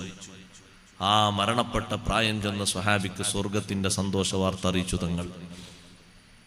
സ്വർഗമുണ്ടെന്ന് സന്തോഷ വാർത്ത അറിയിച്ചപ്പോ സ്വഹാബത്തൊക്കെ ചോദിച്ചു, അല്ലാഹുവിന്റെ റസൂലേ, അമിൻ ബൈനിന, ഞങ്ങൾക്കിടയിൽ വെച്ചാണോ ഒരാൾക്ക് ഇങ്ങനെ സ്വർഗത്തിന്റെ സന്തോഷ വാർത്ത അറിയിക്കുന്നത്? തങ്ങൾ നരകം അങ്ങോട്ട് പറഞ്ഞപ്പോ ആ നരകം ഇങ്ങനെ കേട്ടിട്ട് ഒറ്റയടിക്ക് പേടി വന്നിട്ട് വീണങ്ങ് മരിച്ചു. അപ്പോഴേക്കങ്ങ് സ്വർഗം കൊടുക്കാണോ? ഞങ്ങൾ എത്ര അധ്വാനിച്ചിട്ടുണ്ട് ദീനിന് വേണ്ടി, എത്ര ഞങ്ങളെ ശരീരങ്ങളെ ഞങ്ങൾ ദീനിന് വേണ്ടിയിട്ട് എന്തെല്ലാം വിഷയങ്ങൾ ഞങ്ങൾ ത്യജിച്ചിട്ടുണ്ട്, സഹിച്ചിട്ടുണ്ട്. ഹബീബ് സല്ലല്ലാഹു അലൈഹി വസല്ലം നിങ്ങൾ പറഞ്ഞു, നഅമ്മദേ, നിങ്ങൾക്കിടയിൽ വെച്ച് അങ്ങനെ ആയ ഒരു മനുഷ്യന് സ്വർഗത്തിന്റെ സന്തോഷ വാർത്തയാണ്. കാരണം സ്വർഗന്മാർക്കാണ് എന്നാ അള്ളാഹു പറഞ്ഞത്. ذَلِكَ لِمَنْ خَافَ مَقَامِي وَخَافَ وَعِيدِ. എന്റെ മുന്നിൽ വന്ന് നിൽക്കുന്ന ഒരു രംഗമുണ്ട്. ആ രംഗം ഭയന്ന് നല്ല നിലക്ക് ജീവിച്ച ആളില്ലേ, അവനാണ് സ്വർഗം. സ്വർഗം നിരുപാധികം എല്ലാവർക്കും കൊടുക്കാനുള്ളതല്ല. അങ്ങനെ കൊടുത്തൂടെ ആരെങ്കിലും സമർപ്പിച്ചിട്ടോ അങ്ങനെ എഴുതി വെച്ചിട്ടോ കാര്യമില്ല, ചോദ്യം ചെയ്തിട്ടോ കാര്യമില്ല. സ്വർഗവും നരകവും സംവിധാനിച്ചത് അള്ളാഹുവാണ്. അതാർക്ക് കൊടുക്കണമെന്നും അള്ളാഹുവിന്റെ തീരുമാനമാണ്. എല്ലാവർക്കും യഥേഷ്ടമാണോ? അല്ല. ലിമൻ ഖാഫ മഖാമി വഖാഫ വഈദ്. എന്റെ താക്കീതുകളെ ഭയന്നു. എന്റെ താക്കീതുകളിൽപ്പെട്ടൊരു താക്കീതാണ് നരകം. ആ നരകത്തെ ഭയന്നിട്ടാണല്ലോ അറ്റാക്ക് സംഭവിച്ചു പോയത്, മരണം സംഭവിച്ചു പോയത്. ആ ഖൗഫിന്റെ മഖാമിലെത്തിയത് കൊണ്ട് അദ്ദേഹത്തിന് സ്വർഗമുണ്ട്, നിങ്ങൾ സംശയിക്കണ്ട. നരകം കേട്ടപ്പോ നരകത്തിന്റെ അവസ്ഥ കേട്ടപ്പോൾ കരയാത്താരുണ്ട്? സ്വഹാബിമാരുടെ കൂട്ടത്തിൽ ഏറ്റവും വലിയ സ്വഹാബിയല്ലേ സയ്യിദുനാ അബൂബക്കർ സിദ്ദീഖ് റളിയല്ലാഹു അൻഹു. പരലോകം ചിന്തിക്കുമ്പോഴേക്ക് സിദ്ദീഖ് തങ്ങൾ പറയും, പടച്ചോനെ, പരലോകത്തെ ഓരോ അവസ്ഥകൾ ഇങ്ങനെ ആലോചിച്ച് നോക്കുമ്പോൾ യാ ലൈതനീ ലം തലിദ്നി ഉമ്മി, ജനിച്ചിട്ടില്ലെങ്കിൽ എത്ര നന്നായിരുന്നു എന്നിങ്ങനെ ആലോചിക്കും. യാ ലൈതനീ അകൂന ഹജറ, ഒരു കല്ലായിരുന്നെങ്കിൽ എത്ര നന്നായിരുന്നു എന്നിങ്ങനെ ആലോചിക്കും. മണ്ണായിരുന്നെങ്കിൽ എത്ര നന്നായിരുന്നു എന്ന് ആലോചിക്കും. പേടിന്റെ ഖൗഫിന്റെ ഊക്കുകൊണ്ടാണ്. നരകത്തിന്റെ ശിക്ഷയെ പറ്റി വേറൊരാൾ പറയുന്നത് കേട്ടാൽ തന്നെ മതി, അവരാ വിഷയത്തിൽ മഹാപേടിയിലാണ്. അമീറുൽ മുഅ്മിനീൻ ഉമർ ബിൻ ഖത്താബ് റളിയല്ലാഹു അൻഹു എത്ര വലിയ പേടിച്ച നരകമാണത്. നമ്മളൊക്കെ നരകത്തിനെ കുറിച്ച് എന്തെങ്കിലും ഒരു ഖൗഫ് നമുക്കുണ്ടോ? സ്വർഗത്തെ പറ്റി പറഞ്ഞോടത്തൊക്കെ അള്ളാഹു പറഞ്ഞിട്ടുണ്ട് ഈ പേടിയുള്ളവർക്കാണ്. സ്വർഗത്തിന്റെ വിശാലത ഇങ്ങനെ വിശദീകരിച്ച് ലാസ്റ്റ് അള്ളാഹ് പറഞ്ഞതെന്താ? റളിയല്ലാഹു അൻഹും വറളു അൻഹു ദാലിക ലിമൻ ഖശിയ റബ്ബ. നിരുപാധികം എല്ലാവർക്കും തരാനുള്ളതല്ല സ്വർഗം. ദാലിക ലിമൻ ഖശിയ റബ്ബ, റബ്ബിനെ ഭയപ്പെട്ട് പേടിച്ച് ജീവിക്കുന്നവർക്കാണ് സ്വർഗം. അള്ളാഹു ആ ഖശിയത്ത് നമുക്ക് തന്ന് അനുഗ്രഹിക്കട്ടെ. നമ്മെ അള്ളാഹു അതിൽ കൂട്ടിത്തരട്ടെ. സ്വർഗം എന്ന് പറയുന്നത് വല്ലാത്തൊരു സന്തോഷം. പക്ഷേ നരകത്തിൽ കടക്കാതെ സ്വർഗത്തിലെത്താനുള്ള കഴിവ് നേടണം. നരകത്തിലാണ് എന്ന് പറയുന്ന ഒരു അവസ്ഥയും നമ്മൾ സ്വീകരിക്കരുത്. അവരൊക്കെ നരകത്തിലാണ് എന്ന് വാണിംഗ് ലഭിക്കുന്ന, താക്കീത് ലഭിക്കുന്ന ഒന്നിലും നമ്മുടെ ജീവിതവും നമ്മുടെ പ്രവൃത്തിയും നമ്മുടെ സ്വഭാവവും ഉണ്ടാകരുത്. അയാള് നരകത്തിലാണ്, അങ്ങനെ ചെയ്യുന്ന ആള് നരകത്തിലാണ്, ഇങ്ങനെ പ്രവർത്തിക്കുന്ന ആള് നരകത്തിലാണ്, ഇങ്ങനെ പറയുന്ന ആള് നരകത്തിലാണ്, ഇങ്ങനൊക്കെ സപ്പോർട്ട് കൊടുക്കുന്ന ആള് നരകത്തിലാണ്. ഈ പറയുന്ന ഒന്നിലും നമുക്കൊരാൾക്കും കയ്യൊപ്പുണ്ടാകരുത്, പങ്കുണ്ടാകരുത്. അങ്ങനെ എണ്ണി പറഞ്ഞത് ഒരുപാട് വിഷയങ്ങളുണ്ട്, ഒന്നും രണ്ടുമല്ല. അതിൽ പ്രത്യേകം എണ്ണി പറഞ്ഞതാണ്. അതേ സഹോദരങ്ങളെ, അശ്രദ്ധയിലോ മറ്റോ പെട്ടുപോകുന്നതല്ല. അതേ കരുതിക്കൂട്ടി തന്നെ പോയി പങ്കുചേരുന്നതുണ്ട്. പലിശയെപ്പറ്റി പറഞ്ഞെടുത്ത് ഹബീബ് സല്ലല്ലാഹു അലൈഹി വസല്ലമ തങ്ങൾ അവിഹിതമായി കിട്ടുന്നത് ഭക്ഷിക്കുന്നതിനെ പറ്റി പറഞ്ഞപ്പോഴും തങ്ങൾ അത് പറഞ്ഞിട്ടുണ്ട്. ഇന്നല്ലദീന യഅകുലൂന അംവാലൽ യതാമാ ദുൽമൻ ഇന്നമാ യഅകുലൂന ഫീ ബുതൂനിഹിം നാറാ. ഒരു വിഭാഗത്തിന് കൊടുക്കേണ്ടത്, യതീമുകൾക്ക് കൊടുക്കേണ്ട സ്വത്ത്, അത് അന്യായമായി പിടിച്ചു വെച്ച് ഭക്ഷിക്കുന്നവർ, അവരുടെ പള്ളകളിൽ അവർ നിറച്ചുകൊണ്ടിരിക്കുന്നത് നാറൻ, തീ തന്നെയാണ്, നരകം തന്നെയാണ് തിന്നു തീർക്കുന്നത്. വസയസ്ലൗന സഈറാ, കടുത്ത നരകത്തിലേക്ക്, തീജ്വാലയിലേക്ക് അവർ പ്രവേശിക്കുക തന്നെ ചെയ്യും. നമ്മളെ സമൂഹത്തിന് ഇത് ബോധമുണ്ടെങ്കിൽ ഒരു യത്തീം കുട്ടി ഇല്ലാതെയും യത്തീംഖാനക്ക് പിരിവ് നടത്താണ്ട് ആരെങ്കിലും മുന്നോട്ട് പോകും? എത്ര സ്ഥലത്തുണ്ട് നിങ്ങൾ നോക്ക്. സമൂഹം ഇപ്പോഴും അതിൽ നിന്ന് സുരക്ഷിതമല്ല. അങ്ങനെ ആരും അഭിപ്രായപ്പെടണ്ട. ഇവിടെ ഇപ്പൊ നമ്മൾ മദ്രസന്റെ പേര് എഴുതി വെച്ചതുപോലെ സുന്ദരമായി യത്തീംഖാന പേര് എഴുതി വെച്ച് 10-40 കുട്ടികൾ പഠിക്കുന്ന, വിളിച്ചിട്ട് മോനെ ബാപ്പന്നേ മരിച്ച്, ബാപ്പ ദുബൈയിലാ, മരിച്ചിട്ടൊന്നുമില്ല, യത്തീം കുട്ടിയാണ്. അല്ല മോനെ ഈ യത്തീംഖാനെ യത്തീംഖാൻ എന്നെ കൊണ്ടത് ചേർത്തു, ഞാൻ എന്താക്കാൻ, എന്നെ ഇവിടെ കൂടി ചേർത്ത്, ഞാൻ ഉത്തരവാദിയല്ല, ഇവിടെ കൊണ്ട് ചേർത്ത്. പക്ഷെ എന്നെ പറ്റി യത്തീം എന്ന് പറയാൻ പറ്റില്ല, വാപ്പുണ്ട്. കുട്ടികൾ പറയാ അതിന്റെ പേരിൽ 1 രൂപ പിരിച്ചാൽ എങ്ങനെ ഹലാലങ്ങൾ. മിസ്കിൻ അഗതി മന്ദിരാണെങ്കിൽ ഓക്കെ, മിസ്കിന്മാരുണ്ടോ? ഒരുപാട് മിസ്കിന്മാരുണ്ട്. ഇപ്പോഴും മിസ്കിന്മാർ കഴിഞ്ഞിട്ടൊന്നുമില്ല. മിസ്കിന്മാരുടെ ദാറുൽ മസാക്കീനാണെങ്കിൽ കുഴപ്പമില്ല, അതെമ്പാടുണ്ട്. ആ പേരും മാല അവരൊക്കെ മാറ്റും. നിങ്ങളൊന്ന് ഒരു നേർച്ച കൊണ്ടുവരാണ്. ആർക്കാ നേർച്ച? യത്തീം കുട്ടിയാക്ക്. എങ്ങനെ സഹോദരങ്ങളെ ഈ മക്കൾക്ക് ആ ഭക്ഷണം കൊടുക്കാൻ പറ്റും? എങ്ങനെ ഈ ഭക്ഷണം കൊടുക്കാൻ പറ്റും? അത് സമൂഹത്തിൽ അർഹതപ്പെട്ട ഒരു വിഭാഗം അങ്ങനെ തന്നെ ഇല്ലേ? അപ്പൊ അവർക്ക് കൊടുക്കേണ്ടത് മറ്റുള്ളവർ വാങ്ങി ഭക്ഷിക്കുമ്പോ അത് അവിഹിതം തന്നെയല്ലേ?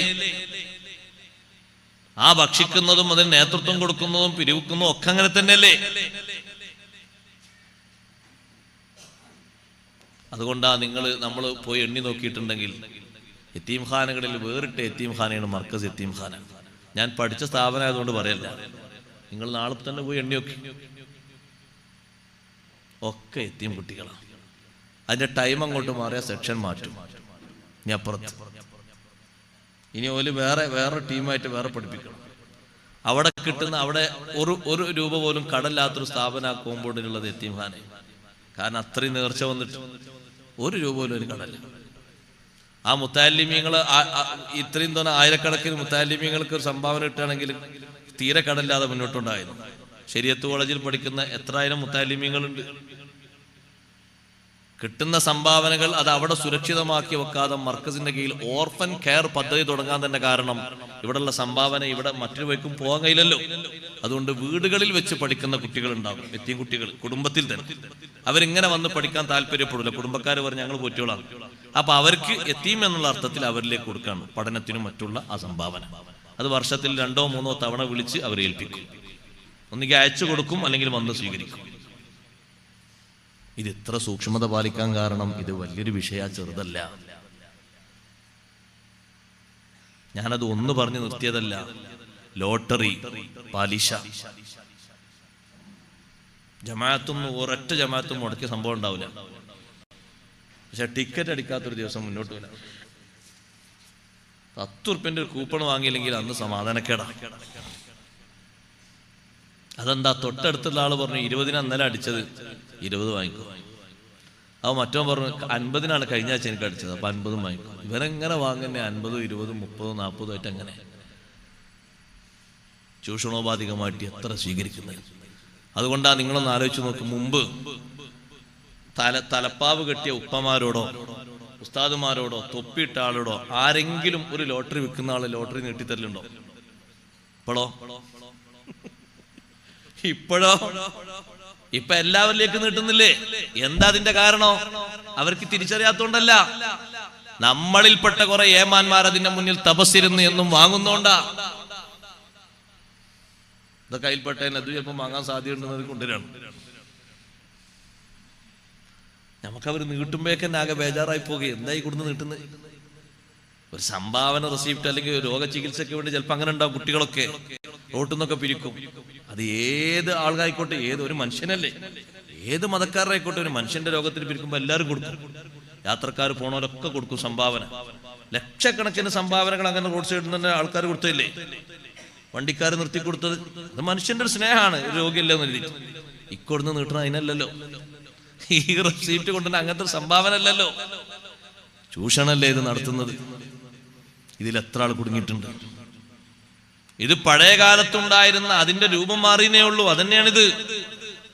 സ്വഹാബത്തിന്റെ ആദ്യ കാലഘട്ടങ്ങളിൽ ഉണ്ടായിരുന്നു ലോട്ടറിന്റെ വേറെ സിസ്റ്റം. അത് രൂപം മാറി വന്നതാ. ഖുർആൻ അത് വളരെ കർശനമായിട്ട് നിഷേധിച്ചു. ഇന്നമൽ ഖംറു വൽ മൈസിറു വൽ അൻസാബു വൽ അസ്ലാമു റിജ്സും മിൻ അമലിശ് ശൈത്താൻ ഫജ്തനിബൂഹു ലഅല്ലകും തുഫ്ലിഹൂൻ. ഇന്നമൽ ഖംറു മദ്യപാനം, മദ്യം, വൽ മൈസിറു ചൂതാട്ടം, ഇന്നമൽ ഖംറു വൽ മൈസിറു വൽ അൻസാബു വൽ അസ്ലാം പന്തയം, അതുപോലെ തന്നെ ഈ പറയുന്ന രൂപത്തിലുള്ള ലോട്ടറിയും മറ്റുമൊക്കെ റിജ്സും മിൻ അമലിശ് ശൈത്താൻ പിശാചിന്റെ പ്രവണതകളിൽപ്പെട്ടതാണ്.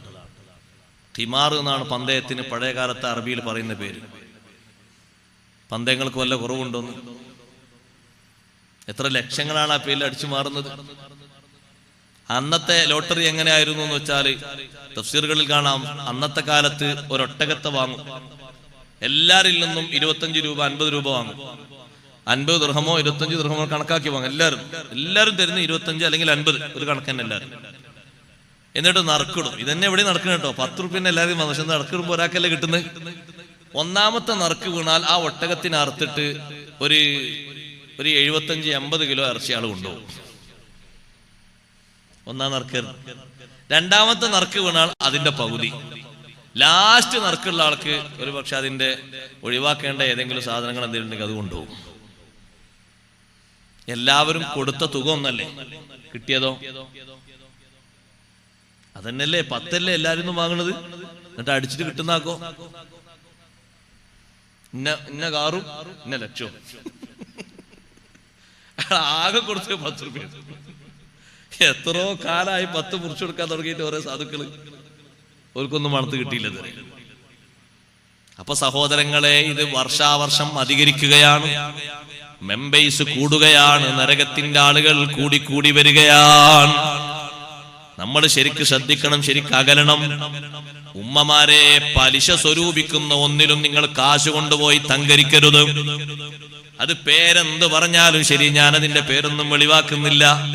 ഉസ്താദേ, കാശ് മാത്രമേ ഡെപ്പോസിറ്റ് ചെയ്യുന്നുള്ളൂ, പലിശ അല്ല എന്നാ പറഞ്ഞത്. അപ്പൊ അത് എവിടെ കൊണ്ടുപോയിട്ടെന്ന് ചോദിക്കുമ്പോ പലിശ വരുന്ന അക്കൗണ്ടിലാണ്. പലിശ വരുന്ന അക്കൗണ്ടിലാണെങ്കിൽ എങ്ങനെ പലിശ ഇല്ലാതിരിക്കും? പലിശ കൊണ്ടുവരുന്ന അക്കൗണ്ടിലാണ് ഒരാൾ എല്ലാവരും വാങ്ങിയിട്ട് കൊണ്ടേ സേവ് ചെയ്യുന്നത്. അപ്പൊ നിങ്ങൾക്കത് തരൂല, അയാൾ അത് അടിച്ചു മാറും. അപ്പൊ എന്തായി? നിങ്ങളതിനെ സഹായിച്ച ആളായി. ഒരു 10 ആളെ കാശ് ഞാൻ ഇങ്ങോട്ട് വാങ്ങാണ് സ്വരൂപിക്കാൻ വേണ്ടിയിട്ട്. എന്ന് ഞാൻ പറയണം, നിങ്ങൾ ഉദ്ദേശിക്കുമ്പോ എന്നെ വിളിച്ചാൽ മതി, ഞാൻ കൊണ്ടുവന്നു തരും. അങ്ങനെ ഓരോരുത്തരും 2000 3000 എന്നെ ഏൽപ്പിച്ചു.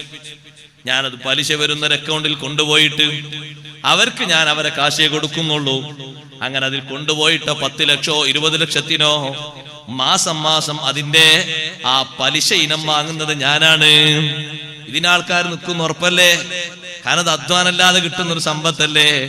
ഏത് പുരേ കയറി പിരിച്ചാലും എന്താ, അതിനെന്ത് സഭകൾ ഉണ്ടാക്കിയാലും എന്താ, കുഴപ്പമില്ലല്ലോ. നമ്മൾ ശരിക്ക് ശ്രദ്ധിക്കണം. ഇസ്ലാമിന്റെ ഹുക്മ മാനിച്ച് നമ്മൾ ഇവിടെ ജീവിക്കണം. അതിനൊരു എതിരും ഒരാളോടും എതിർക്കേണ്ടതില്ല. ഇസ്ലാമിന്റെ ഹുക്മിന് എതിരാണോ നമ്മളത് മാറ്റി നിർത്തണം. നമുക്കത് പറ്റൂല, നമുക്കത് അംഗീകാരം പറ്റൂല, നമുക്കത് അംഗീകരിക്കാൻ കഴിയില്ല. കഴിവിന്റെ പരമാവധി നമ്മൾ ആ വിഷയം ശ്രദ്ധിക്കണം. ചില വിഷയം പറ്റാത്തത് കൊണ്ട് ഒരുപക്ഷെ നിർബന്ധിതമായി ഏൽക്കേണ്ടി വന്നിട്ടുണ്ട്. പോസ്റ്റ്മോർട്ടം അതിൽപ്പെട്ട ഒന്നാണ്. അത് നമ്മുടെ രാജ്യത്തിന്റെ നിയമം അനുസരിക്കേണ്ടി വന്നതുകൊണ്ട് ചെയ്യാണ്. ഇസ്ലാമിന്റെ ഹുക്കനുസരിച്ച് അത് പറ്റാത്തതാണ്. അങ്ങനെ 1-2 ചില്ലറ വിഷയങ്ങളൊക്കെയുണ്ട്. എല്ലാം അങ്ങനെയാണ് എന്ന് കരുതരുത്. കുട്ടികൾക്കൊക്കെ അക്കൗണ്ട് എടുക്കാത്തതുകൊണ്ടുള്ളൊരു വിഷമം ആൾക്കാർ മണ്ടിപ്പായ. അപ്പൊ അതിന് പേരെന്നെ കൊടുത്തിരിക്കുന്നത് നമ്മളെ പോലത്തെ സാധുക്കളൊക്കെ പെടുത്താൻ വേണ്ടി 0 ബാലൻസ് എന്നാണ്. ഞാൻ ചോദിച്ചു മാനേജറോട്, അതിലുണ്ടോ? അതിലുണ്ട് ഉസ്താദേ പലിശ. ഇല്ലാത്തത് കറന്റ് അക്കൗണ്ടിൽ മാത്രമേ ഉള്ളൂ. എത്ര തീവ്രമായിട്ടാണ് ഇത് വളർന്നു വരുന്നത്. അതിനെ തന്നെ നിൽക്കുന്ന ആൾക്കാരുണ്ട്. മക്കളിൽ ഒന്നും വാങ്ങണ്ട. ഏതെങ്കിലും ഒരു സ്ഥലത്ത് ഒരു സ്വത്ത് കിട്ടിയപ്പോൾ അതങ്ങോട്ട് വിറ്റിട്ട് അതിന് കിട്ടിയ 50 ലക്ഷം 40 ലക്ഷം കൊണ്ടുപോയിട്ടു. എന്നിട്ട് മാസം അതിന്റെ ആ ഇതിങ്ങോട്ട് വാങ്ങും. എന്നാ പിന്നെ കുട്ടികൾ ആരും എന്താക്കണ്ട, ശല്യപ്പെടുത്തണ്ടല്ലോ. അവനാന്റെ ചായക്കും അവനാന്റെ ചില്ലറ കാശിനൊക്കെ അത് ഇട്ടെങ്ങനെ ഉപയോഗിച്ചാൽ മതിയല്ലോ. ഇനി പോലോടൊന്നും ചോദിച്ചില്ലെങ്കിലും നമുക്ക് ഉഷാറായിട്ട് എന്താക്കാം, ജീവിച്ചാണ് പോകാലോ എന്ന് കരുതുന്ന ആൾക്കാരുണ്ട്. അതും വലിയ വിവരക്കേടാണ്. അപ്പൊ നരകത്തിന്റെ ആളുകള് എന്ന് പറയപ്പെട്ട ഒരു രീതിയിലും നമ്മൾ പെടരുത്. അല്ലാഹു തആല യുദ്ധം പ്രഖ്യാപിച്ചൊരു വിഷയമല്ലേ പലിശ. ഫഅ്ദനൂ ബിഹർബിൻ മിനല്ലാഹി വറസൂലിഹി. എന്താണ് ആ യുദ്ധത്തിന്റെ അർത്ഥം? എന്താണ് ആ ശത്രുതയുടെ അർത്ഥം? ഇബ്നു ഹജർ അൽ-അസ്ഖലാനി റഹ്മത്തുള്ളാഹി അലൈഹി വിശദീകരിച്ചു. ഇബ്നു ഹജർ ഹൈതമി തങ്ങളും വിശദീകരിച്ചു. അങ്ങനെ അല്ലാഹു തആല എതിർപക്ഷത്തിൽ നിന്ന് ശത്രുതയും യുദ്ധമൊക്കെ പ്രഖ്യാപിച്ചൊരു വിഷയം എന്ന് പറയുന്നതിന്റെ അർത്ഥം, ആ മനുഷ്യൻ യമൂതു അലാ സൂഇൽ ഖാത്തിമ, അന്ത്യം മോശമായിട്ടാണ് അവൻ മരിക്കുക. ആഖിബത്ത് നന്നായവനും മരിക്കൂല. ആ ആയത്തിലും മൻ ആദാലി വലിയൻ ഫഖദ് ആദൻതുഹു ബിൽ ഹർബ് എന്ന ആ ഖുദ്സിയായ ഹദീസ് വിശദീകരിച്ചപ്പോഴും അത് പറഞ്ഞിട്ടുണ്ട്. ഔലിയാക്കൾ എതിർക്കുന്ന ആൾക്കാർക്കും വരുന്ന ശിക്ഷ അങ്ങനെ തന്നെ. ഓന്റെ അന്ത്യം നന്നാകൂല. ഔലിയാക്കളെ നിഷേധിക്കുന്ന, അവരെ പേരിൽ ഇല്ലാത്തത് പറയുന്ന, അവരെ പുച്ഛിക്കുന്ന, അവരെ മറ്റു പലതിനോട് സാമ്യപ്പെടുത്തുന്ന ആളുകളില്ലേ, അവരുടെ അവസ്ഥയും അങ്ങനെ തന്നെയാണ്. അവരോടും ഞാൻ യുദ്ധം കൊണ്ട് അറിയിക്കുന്നു എന്ന് പറഞ്ഞതിന്റെ അർത്ഥം ആഖിബത്ത് കേടായിട്ടേ മരിക്കുള്ളൂ എന്നാണ്. അള്ളാഹു കാത്തുരക്ഷിക്കട്ടെ. അപ്പൊ നരകത്തിലേക്ക് പോകേണ്ട ഒരു അവസ്ഥയും ഒരു സാഹചര്യവും ഇല്ലാതെ സൂക്ഷിച്ച് ജീവിക്കുന്നതോടൊപ്പം ഈ പ്രാർത്ഥനയും മറക്കരുത് എന്നാണ് പറഞ്ഞതിന്റെ അർത്ഥം. പ്രാർത്ഥന മാത്രം പോരാ, പ്രവർത്തനവും വേണം. നരകം അങ്ങോട്ട് കേട്ടപ്പോഴേക്ക് പനി പിടിച്ച മഹാനല്ലേ ഉമർ ബിൻ ഖത്താബ് റളിയല്ലാഹു അൻഹു. രാത്രി സമയത്ത് മഹാനവറുകൾ ചുറ്റിക്കറങ്ങുമ്പോ ഒരു വീട്ടിൽ നിന്നൊരാള് നിസ്കരിക്കുമ്പോ നിസ്കാരത്തിൽ ഓതുന്ന ഓത്ത് അയാളെ വീട്ടിന്റെ പരിസരത്തുകൂടെ പോകുമ്പോൾ ഉമർ ബിൻ ഖത്താബ് തങ്ങളുടെ ശ്രദ്ധയിലേക്ക് വരികയാണ്. എന്താണ് നിസ്കരിക്കുന്നവൻ ഓതുന്നത്?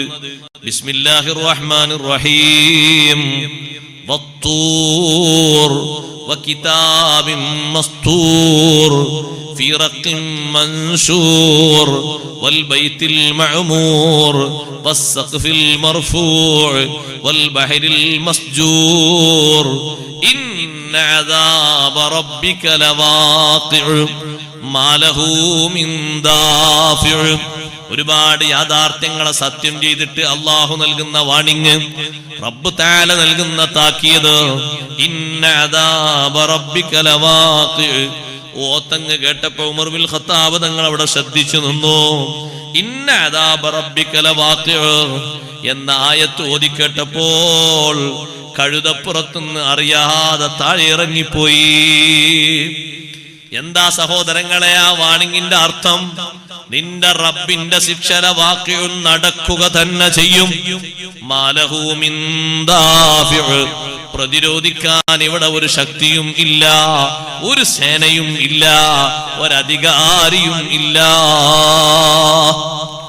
ഈ ആയത്തിന്റെ അർത്ഥങ്ങൾ ചിന്തിച്ചുകൊണ്ട് സുബ്ഹി വരെ ഉമർ ബിൻ ഖത്താബ് തങ്ങൾ ഒരു ചുമരിലേക്ക് ചാരി എങ്ങനെ നിൽക്കുകയാണ്. മഹാനവറുകൾ വീട്ടിൽ പോയി, പനി ബാധിച്ചു പോയി. വീട്ടിൽ പോയി ആയത്തുകളുടെ അന്തസാരകൾ ചിന്തിച്ചുകൊണ്ട് പനി പിടിച്ചു. ഫമരിള ശഹ്റൻ, ഒരു മാസം രോഗബാധിതനായി കിടന്നു. ജനങ്ങളൊക്കെ വന്ന് സന്ദർശിക്കുന്നുണ്ട്. രോഗത്തിന്റെ കാരണം ആർക്കും അറിയൂല.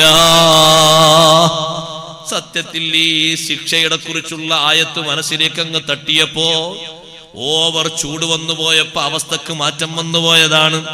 പനി ബാധിച്ചു പോയി, രോഗഗ്രസ്തനായി പോയി. ഉമർ ബിൻ ഖത്താബ് റളിയല്ലാഹു അൻഹുവിന്റെ ഖൗഫ് എത്ര വലിയ ഖൗഫാണ്. അപ്പൊ നല്ല ഖൗഫോടുകൂടെ തന്നെ അല്ലാഹുവിനോട് പ്രാർത്ഥിക്കാൻ മറക്കരുത്. റബ്ബന സ്രിഫ് അന്നാ അദാബ ജഹന്നം, റബ്ബേ ജഹന്നമിന്റെ അദാബ് ഞങ്ങളെ തൊട്ട് നീ തിരിക്കണം, അഥവാ ജഹന്നമിൽ ഞങ്ങളെ പ്രവേശിപ്പിക്കരുത്. ഇന്ന അദാബഹാ കാന ഗറാമ, ആ നരകത്തിന്റെ ശിക്ഷ അത് വിട്ടുമാറാത്ത ശിക്ഷയാണ്, അളവ് കുറയാത്ത ശിക്ഷയാണ്, ഡിഗ്രി കുറയാത്ത ശിക്ഷയാണ്. ഇന്നഹാ സാഅത്ത് മുസ്തഖറം വ മുഖാമാ, ഒരു അല്പ ആശ്വാസത്തിനോ സ്ഥിരതാമസത്തിനോ ആ വീട് പറ്റിയതല്ല, അത് ദുഷിച്ചിരിക്കുന്നു. മുസ്തഖറം വ മുഖാമാ, സ്ഥിരവാസത്തിനും അത് ദുഷിച്ച സ്ഥലമാണ്, ഒരു താൽക്കാലിക കേന്ദ്രത്തിനും പറ്റാത്ത സ്ഥലമാണ്. ഇത് രണ്ടും പറയലോടുകൂടെ, ഇതിൽ ഈ ദുആ ഇരക്കലോടുകൂടെ നരകത്തെക്കുറിച്ച് വല്ലാത്ത ഭക്തിയും പേടിയും അവർക്കുണ്ടാകും. മാത്രമല്ല അവരാ ദുആർക്കുന്നതോടൊപ്പം ദുനിയാവിലേത് സുഖങ്ങൾ കിട്ടിയാലും നരകത്തിലേക്ക് പോകാൻ ഒരു നിലക്കും ആ സുഖങ്ങൾ ഉപയോഗപ്പെടുത്തൂല. ദുനിയാവിലെന്ത് ദുഃഖങ്ങൾ വന്നാലും നരകത്തിലേക്ക് പോകാൻ അത് കാരണമാക്കൂല. ദുനിയാവിൽ ദുഃഖങ്ങൾ വന്നാ നരകത്തിലേക്ക് പോകാൻ കാരണമാക്കൂല എന്ന് ഞാൻ പറഞ്ഞത് വെറുതെ അല്ല. ടെൻഷൻ മൂത്തിട്ടോ മറ്റ് നിരാശ വന്നിട്ടോ ആത്മാഹുതിയിലേക്ക് പോകൂല. അതുപോലെയുള്ള ഏറ്റവും സഹിക്കാൻ പറ്റാത്ത അവസ്ഥയിലേക്ക് പോകൂല. സന്തോഷാവസ്ഥകൾ കൂടിക്കൂടി വന്നിട്ട് പിടുത്തം വിട്ട് നിയമങ്ങളൊക്കെ കൈവച്ച് താൻ തോന്നിയായിട്ടവൻ മാറിക്കളയൂല. ഞാനിനി നിസ്കരിച്ചിട്ടില്ലെങ്കിൽ എന്താ, നോമ്പ് നോറ്റിട്ടില്ലെങ്കിൽ എന്താ, ഖുർആൻ ഓതിയിട്ടില്ലെങ്കിൽ എന്താ, നിസ്കരിച്ചിട്ടില്ലെങ്കിലും ദിക്ർ ചൊല്ലിയിട്ടില്ലെങ്കിലും മൗലിദ് ചൊല്ലിയിട്ടില്ലെങ്കിലും എന്താ, ജീവിക്കാൻ ഇഷ്ടം പോലെ എനിക്കുണ്ടല്ലോ. ആ രൂപത്തിലൊരു ജീവിതം കരുതിയിട്ട് പിടുത്തം വിട്ടവൻ പോകൂല. നരകത്തെക്കുറിച്ച് ശരിക്ക് ചിന്തയുള്ളവനാണോ, ബോധമുള്ളവനാണോ, വൻകുറ്റങ്ങളിലേക്ക് പോകാൻ ധൈര്യപ്പെടൂല. അല്ലാഹു നമ്മുടെ മനസ്സതിനെ പാകപ്പെടുത്തി തരട്ടെ. സഹോദരങ്ങളെ, സഹോദരിമാരെ, ശരിക്കും നമ്മൾ ശ്രദ്ധിക്കണം. നമ്മുടെ വേഷങ്ങളിലും നമ്മുടെ ഭാഷകളിലും നമ്മുടെ വിവരങ്ങളിലും ഒരു കാര്യത്തിലും നരകത്തിലേക്കുള്ള സാദൃശ്യത ഉണ്ടാകരുത്. ഹബീബ് സല്ലല്ലാഹു അലൈഹി വസല്ലമ തങ്ങൾ തുണി താഴെ, നെരിയാണിക്ക് താഴെ ഉടുത്തി നിസ്കരിക്കുന്ന ആളെ പറ്റിയിട്ട് അതേ മാ അസ്ഫല മിനൽ കഅബൈനി ഫിന്നാർ, നെരിയാണിക്ക് താഴെ പോയ തുയ്തി, നെരിയാണിക്ക് താഴെ പോയ വസ്ത്രം നരകത്തിലാണ് എന്ന് തങ്ങൾ പറഞ്ഞില്ലേ? അത് പാന്റാണെങ്കിലും ശരി, തുണിയാണെങ്കിലും ശരി, കന്തൂറയാണെങ്കിലും ശരി, കമീസാണെങ്കിലും ശരി, ഏതാണെങ്കിലും ശരി. മാ അസ്ഫല മിനൽ കഅബൈനി ഫിന്നാർ. അത് നല്ലോണം ശ്രദ്ധിക്കണം. സ്വഹാബത്തിനെ വിളിച്ച് തങ്ങൾ കൊടുത്ത ഉപദേശങ്ങളിൽ ആ ഉപദേശം ഉണ്ട്. നിര്യാണിക്ക് താഴെ തുണി ഇറങ്ങിപ്പോകുന്ന സ്വഹാബിയെ വിളിച്ച് തങ്ങളത് ഉപദേശിച്ചിട്ടുണ്ട്. ഒരൊറ്റ ഉപദേശം കേട്ടിട്ട് പിന്നെ തണ്ടങ്കാലിന്റെ പകുതിയിൽ നിന്ന് പിന്നെ ഹയാത്തിലൊരിക്കലും ആ സ്വഹാബിന്റെ തുണി താഴോട്ട് പോയിട്ടില്ല എന്നാണ്. തങ്ങൾ ആ മധുരമായ ഉപദേശം സ്വീകരിച്ചിട്ട് ബഹുമാനപ്പെട്ട ഖുറൈമുൽ ഉസൈദി റളിയല്ലാഹു അൻഹു മഹാനവറുകളെ വിളിച്ചിട്ട് പറഞ്ഞു, ലൗലാ തൂലു ജുമ്മത്തിഹി വഇസ്ബാലു ഇസാരിഹി. രണ്ട് കാര്യം ശ്രദ്ധിച്ചാല് ആള് വളരെ കെങ്കേമനായി. അതെപ്പോഴും നമ്മൾ ശ്രദ്ധിക്കേണ്ടതാണ്. ലാഘവത്തോടെ കാണേണ്ട വിഷയമല്ല, എപ്പോഴും സമൂഹത്തെ ഓർമ്മപ്പെടുത്തേണ്ടതാണ്. സഹോദരിമാരും വേഷവിധാനത്തിൽ നന്നായി ശ്രദ്ധിക്കണം. എന്റെ കാരണം കൊണ്ടൊരിക്കലും എന്റെ മക്കള് നരകത്തിൽ പോകരുത് എന്നുള്ള ശ്രദ്ധ ബാപ്പ ഉമ്മമാർക്ക് വേണം. എന്റെ കാരണം കൊണ്ടൊരിക്കലും എന്റെ ഭാര്യ നരകത്തിന്റെ ആളായി മാറരുത്. എന്റെ മക്കള്, ആൺമക്കള്, പെൺമക്കള് നരകത്തിന്റെ ആളുകളായി മാറരുത്. ഞാനതിന് കാരണക്കാരനാകരുത്. എന്നെ മാത്രം സ്വർഗത്തിലാക്കിയിട്ട് അവരങ്ങ് പോകുമെന്ന് കരുതണ്ട. നമ്മെ പറയൂലേ, കാരണം പറയൂലേ. സംഭാവന കൊടുക്കില്ല. അള്ളാഹു ബർക്കത്ത് തേടി തരട്ടെ. കവർന്ന് കൊടുക്കുന്നുണ്ടോ? അവരുടെ ഇൻഷാ അല്ലാഹ് കവറും തരും. എല്ലാവരുടെ കയ്യിലേക്കും കവറും തരും. നാളെയും മറ്റന്നാളൊക്കെ നമ്മുടെ സദസ്സുണ്ടല്ലോ, എല്ലാവരും നല്ല സംഭാവനകൾ കൊടുക്കണം. ചെലവൊക്കെ കഴിഞ്ഞ് ബാക്കിയുള്ള നമ്മുടെ സ്ഥാപനത്തിന് തന്നെ ഉപയോഗപ്പെടുത്തും. മറ്റു പ്രവർത്തനങ്ങൾക്കൊക്കെ വേണ്ടി എല്ലാവരും സഹായിക്കണമെന്ന കൂട്ടത്തിൽ ഓർമ്മപ്പെടുത്തും. നിങ്ങൾ നോക്ക്, അഷ്റഫുൽ ഖൽഖ് സല്ലല്ലാഹു അലൈഹി വസല്ലം തങ്ങൾ ഉപദേശിച്ച ഉപദേശത്തിൽ നമ്മുടെ മക്കളെയും നമ്മുടെ ഭാര്യമാരെയും നമ്മുടെ കുടുംബത്തെയും നരകത്തിൽ നിന്ന് രക്ഷിപ്പിക്കാൻ, കാത്തു സൂക്ഷിക്കാനുള്ള ചുമതല, വലിയ ഒരു ചുമതല ഉപ്പമാരെ, ഉമ്മമാരെ നമ്മുടെ പെരടിയിൽ തന്നിട്ടുണ്ട്. നമ്മൾ അവരതിൽ നിന്ന് മോചിപ്പിക്കണം. നമ്മൾ അവരതിൽ നിന്ന് രക്ഷപ്പെടുത്തണം. നമ്മളുടെ പ്രവർത്തനം കാരണമായിട്ട് അവര് നരകത്തിൽ പോകരുത്. സുബ്ഹാന മൻ ജല്ല ജലാലുഹു. മക്കളെ എല്ലാവരെയും വിളിച്ചു കൂട്ടിയിട്ട് ഒരു പിതാവ് മക്കളെല്ലാരെയും ചുറ്റും വിളിച്ചു കൂട്ടിയിട്ട് 35,000 രൂപ വിലയുള്ള നല്ലൊരു ഉപകരണം കൊണ്ട് മുന്നിൽ വെച്ച് അതാ അയാള് നന്നായി സെക്സ് കാണിച്ചു കൊടുക്കുന്നു കുട്ടികൾക്ക്. 3 വയസ്സായ കുട്ടിയുണ്ട്, 5 വയസ്സായ കുട്ടിയുണ്ട്, 8 വയസ്സായ കുട്ടിയുണ്ട്. ഇവർക്ക് ചെറുപ്പം മുതൽക്കേ ബാപ്പ കാണിച്ചു കൊടുക്കുന്നത് സെക്സാണ്. ആ കുട്ടികൾ അനാവശ്യ പ്രവർത്തനങ്ങളിൽ ഭാവിയിൽ മുഴുകിയാൽ, അതിന് പേരുകേട്ടവരായി, പേരുദോഷം വരുത്തിയവരായി മാറിയാൽ, വിശ്വാസരംഗത്തൊന്നും മറ്റും വ്യതിചലിച്ചു പോയാൽ ഉത്തരവാദി ആരാണ്? ഈ രക്ഷിതാവല്ലേ അതിന്റെ ഉത്തരവാദി? ഇങ്ങനെ പ്രവർത്തിക്കുന്ന ഉമ്മയും ബാപ്പയും അല്ലേ ഉത്തരവാദി? അതേ, നല്ലോണം തട്ടമിട്ട് നടക്കുന്ന മകളോട് നീ അങ്ങനെ ഒരു മഖന ബീവിയായി നടക്കണ്ട, ഒരു ഷാളക്കിട്ടിട്ട് അങ്ങോട്ട് ചുറ്റിക്കെട്ടിയാ മതി എന്ന് ഉമ്മ പറഞ്ഞാല് ആ പെണ്ണെ ഔറത്ത് വെളിവാക്കിയതിന് ആരാണ് ഉത്തരവാദി? നല്ലവണ്ണം ബുർഖ ധരിച്ച് നടക്കുന്ന ഒരു പെൺകുട്ടിയാന്ന് കരുതിക്കോ. ആ പെണ്ണിന്റെ ബുർഖ ധാരണ മാറ്റിയിട്ട് നീ ഇതൊക്കെ ഇട്ട് നടത്താൽ നിനക്ക് പുതിയാപ്പിള കിട്ടൂല എന്ന് പറഞ്ഞിട്ട് ആ തട്ടം തന്നെ ഊരി മാറ്റിയാൽ ആരാണ് ഇതിന്റെ ഉത്തരവാദി? അതിലപ്പുറം ഞാൻ പറയട്ടെ, എല്ലാ സ്ഥലത്തൊന്നും പറയും പോലെ നമ്മൾ ഏറ്റവും കൂടുതൽ ശ്രദ്ധിക്കേണ്ടതാണ്, അതേ ഹറാമിലേക്ക് നമ്മുടെ സ്വത്ത് ചെലവഴിക്കരുത്. തൊട്ടടുത്ത് ആ ഒരു അടയാളം വരുന്നുണ്ട്, വല്ലദീന ഇദാ അൻഫഖു ലം യുസ്രിഫു വലം യഖ്തുറു വകാന ബൈന ദാലിക ഖവാമ. പിന്നാരാണ് വിശ്വാസികളെന്നോ? സമ്പത്തിന്റെ ധനാഗമന മാർഗം അത് നന്നായി ശ്രദ്ധിക്കുന്നവരും സൂക്ഷിക്കുന്നവരുമാണ്. ഇദാ അൻഫഖൂ, അവർ ചെലവഴിക്കുകയാണെങ്കിൽ ലം യുസ്രിഫു, ഒരിക്കലും ഇസ്റാഫ് അവര് വരുത്തൂല. ഞാനതിന്റെ തഫ്സീർ വായിക്കാം. ബഹുമാനപ്പെട്ട ഇബ്നു അബ്ബാസ് റളിയല്ലാഹു അൻഹു മറ്റും പറഞ്ഞ തഫ്സീറുകളുണ്ട്. ഇദാ അൻഫഖൂ ലം യുസ്രിഫു, ചെലവഴിക്കുകയാണെങ്കിൽ ദുർവ്യയം ചെയ്യൂല. വലം യഖ്തുറു, ഹഖായ വിഷയത്തിലേക്ക് ചെലവഴിക്കാതെ പിശുക്കുകയും ഇല്ല. വകാന ബൈന ദാലിക ഖവാമാ, ദുർവ്യയം ചെയ്യാതെ ഹക്കായ മാർഗത്തിന് പിശുക്ക് കാണിക്കാതെ വകാന ബൈന ദാലിക ഖവാമ, അതിനിടയിൽ മിതത്വം പാലിച്ചുകൊണ്ട് ജീവിക്കുന്നവരാണ്. ദുർവ്യയം അവർ ചെയ്യൂല, എന്നാ പിശുക്കനാകുന്ന രൂപത്തിൽ ജീവിക്കോ ഇല്ല. പാകത്തിൽ സമ്പത്ത് ചെലവഴിച്ച് ജീവിക്കുന്നവരാണ്. സമ്പത്ത് അള്ളാഹു നൽകിയൊരു അനുഗ്രഹമാണ്. പക്ഷേ നമ്മൾ ഉപയോഗിക്കുന്നതിൽ ആഖിറത്തിൽ 2 ചോദ്യമുള്ളൊരു വിഷയം സമ്പത്തല്ലേ. നിങ്ങൾ നോക്ക്, നമ്മുടെ ആയുഷ്കാലത്തെ പറ്റി മൊത്തൊരു ചോദ്യം ചോദിച്ച്, യുവത്വത്തെ പറ്റി പ്രത്യേക ഒരു ചോദ്യം ചോദിച്ച്, പിന്നെ വാർദ്ധക്യത്തിന് വേറെ ചോദ്യം ഉണ്ടോ? ഇല്ലല്ലോ. കൗമാരപ്രായത്തിനും കുട്ടിക്കാലത്തിനും വേറെ ചോദ്യം ഉണ്ടോ? ഇല്ലല്ലോ.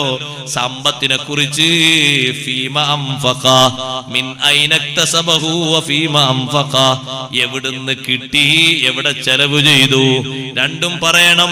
എവിടുന്ന് കിട്ടി എന്നതിനും ഉത്തരം പറയണം, എവിടെയെല്ലാം ചെലവഴിച്ചു എന്നതിനും ഉത്തരം പറയണം.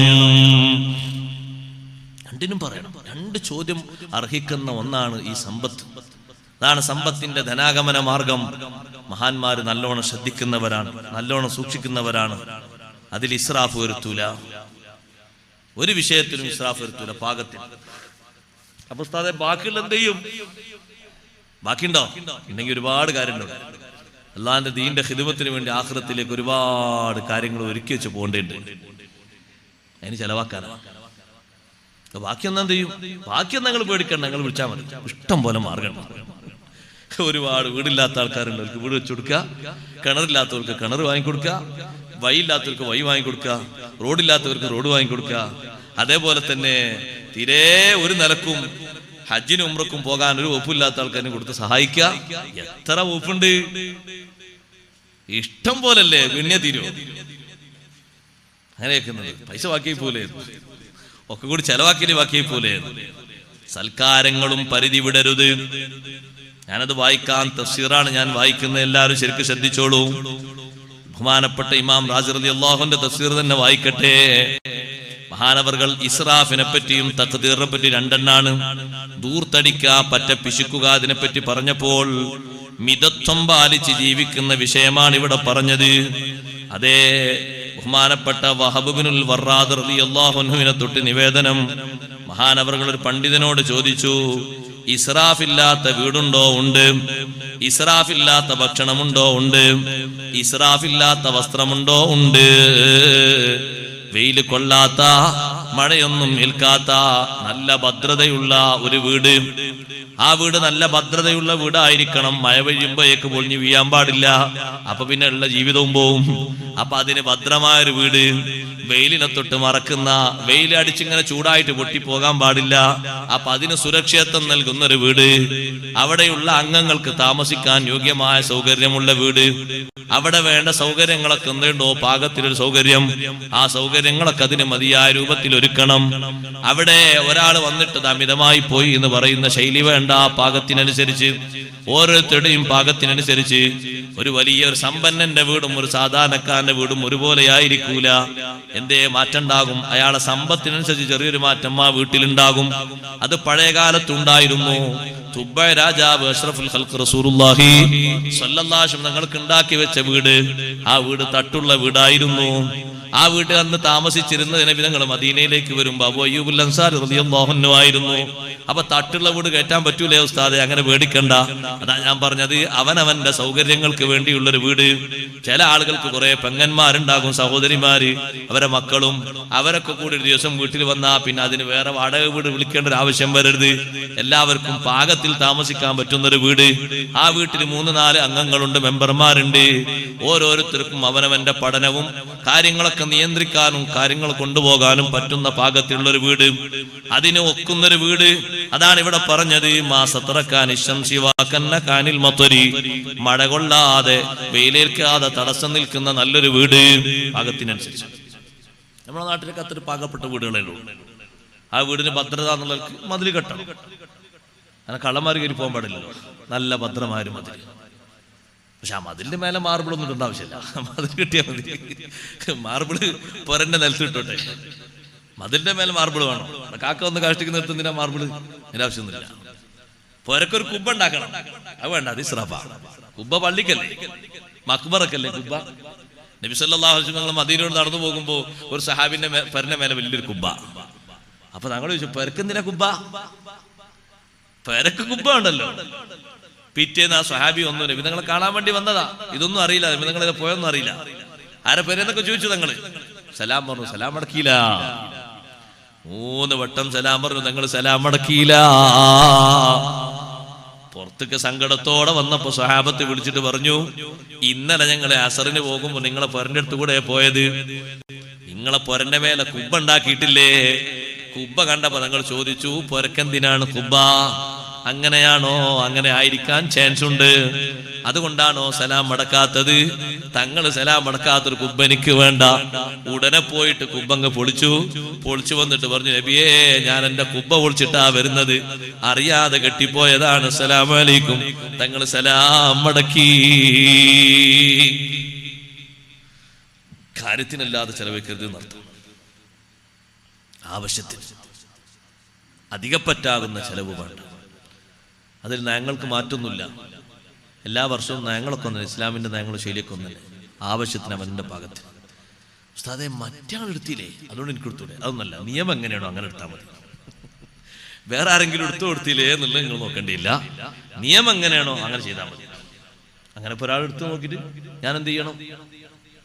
എങ്ങനെയാണ് എന്നോട് പറഞ്ഞത്? ആ രൂപത്തിൽ.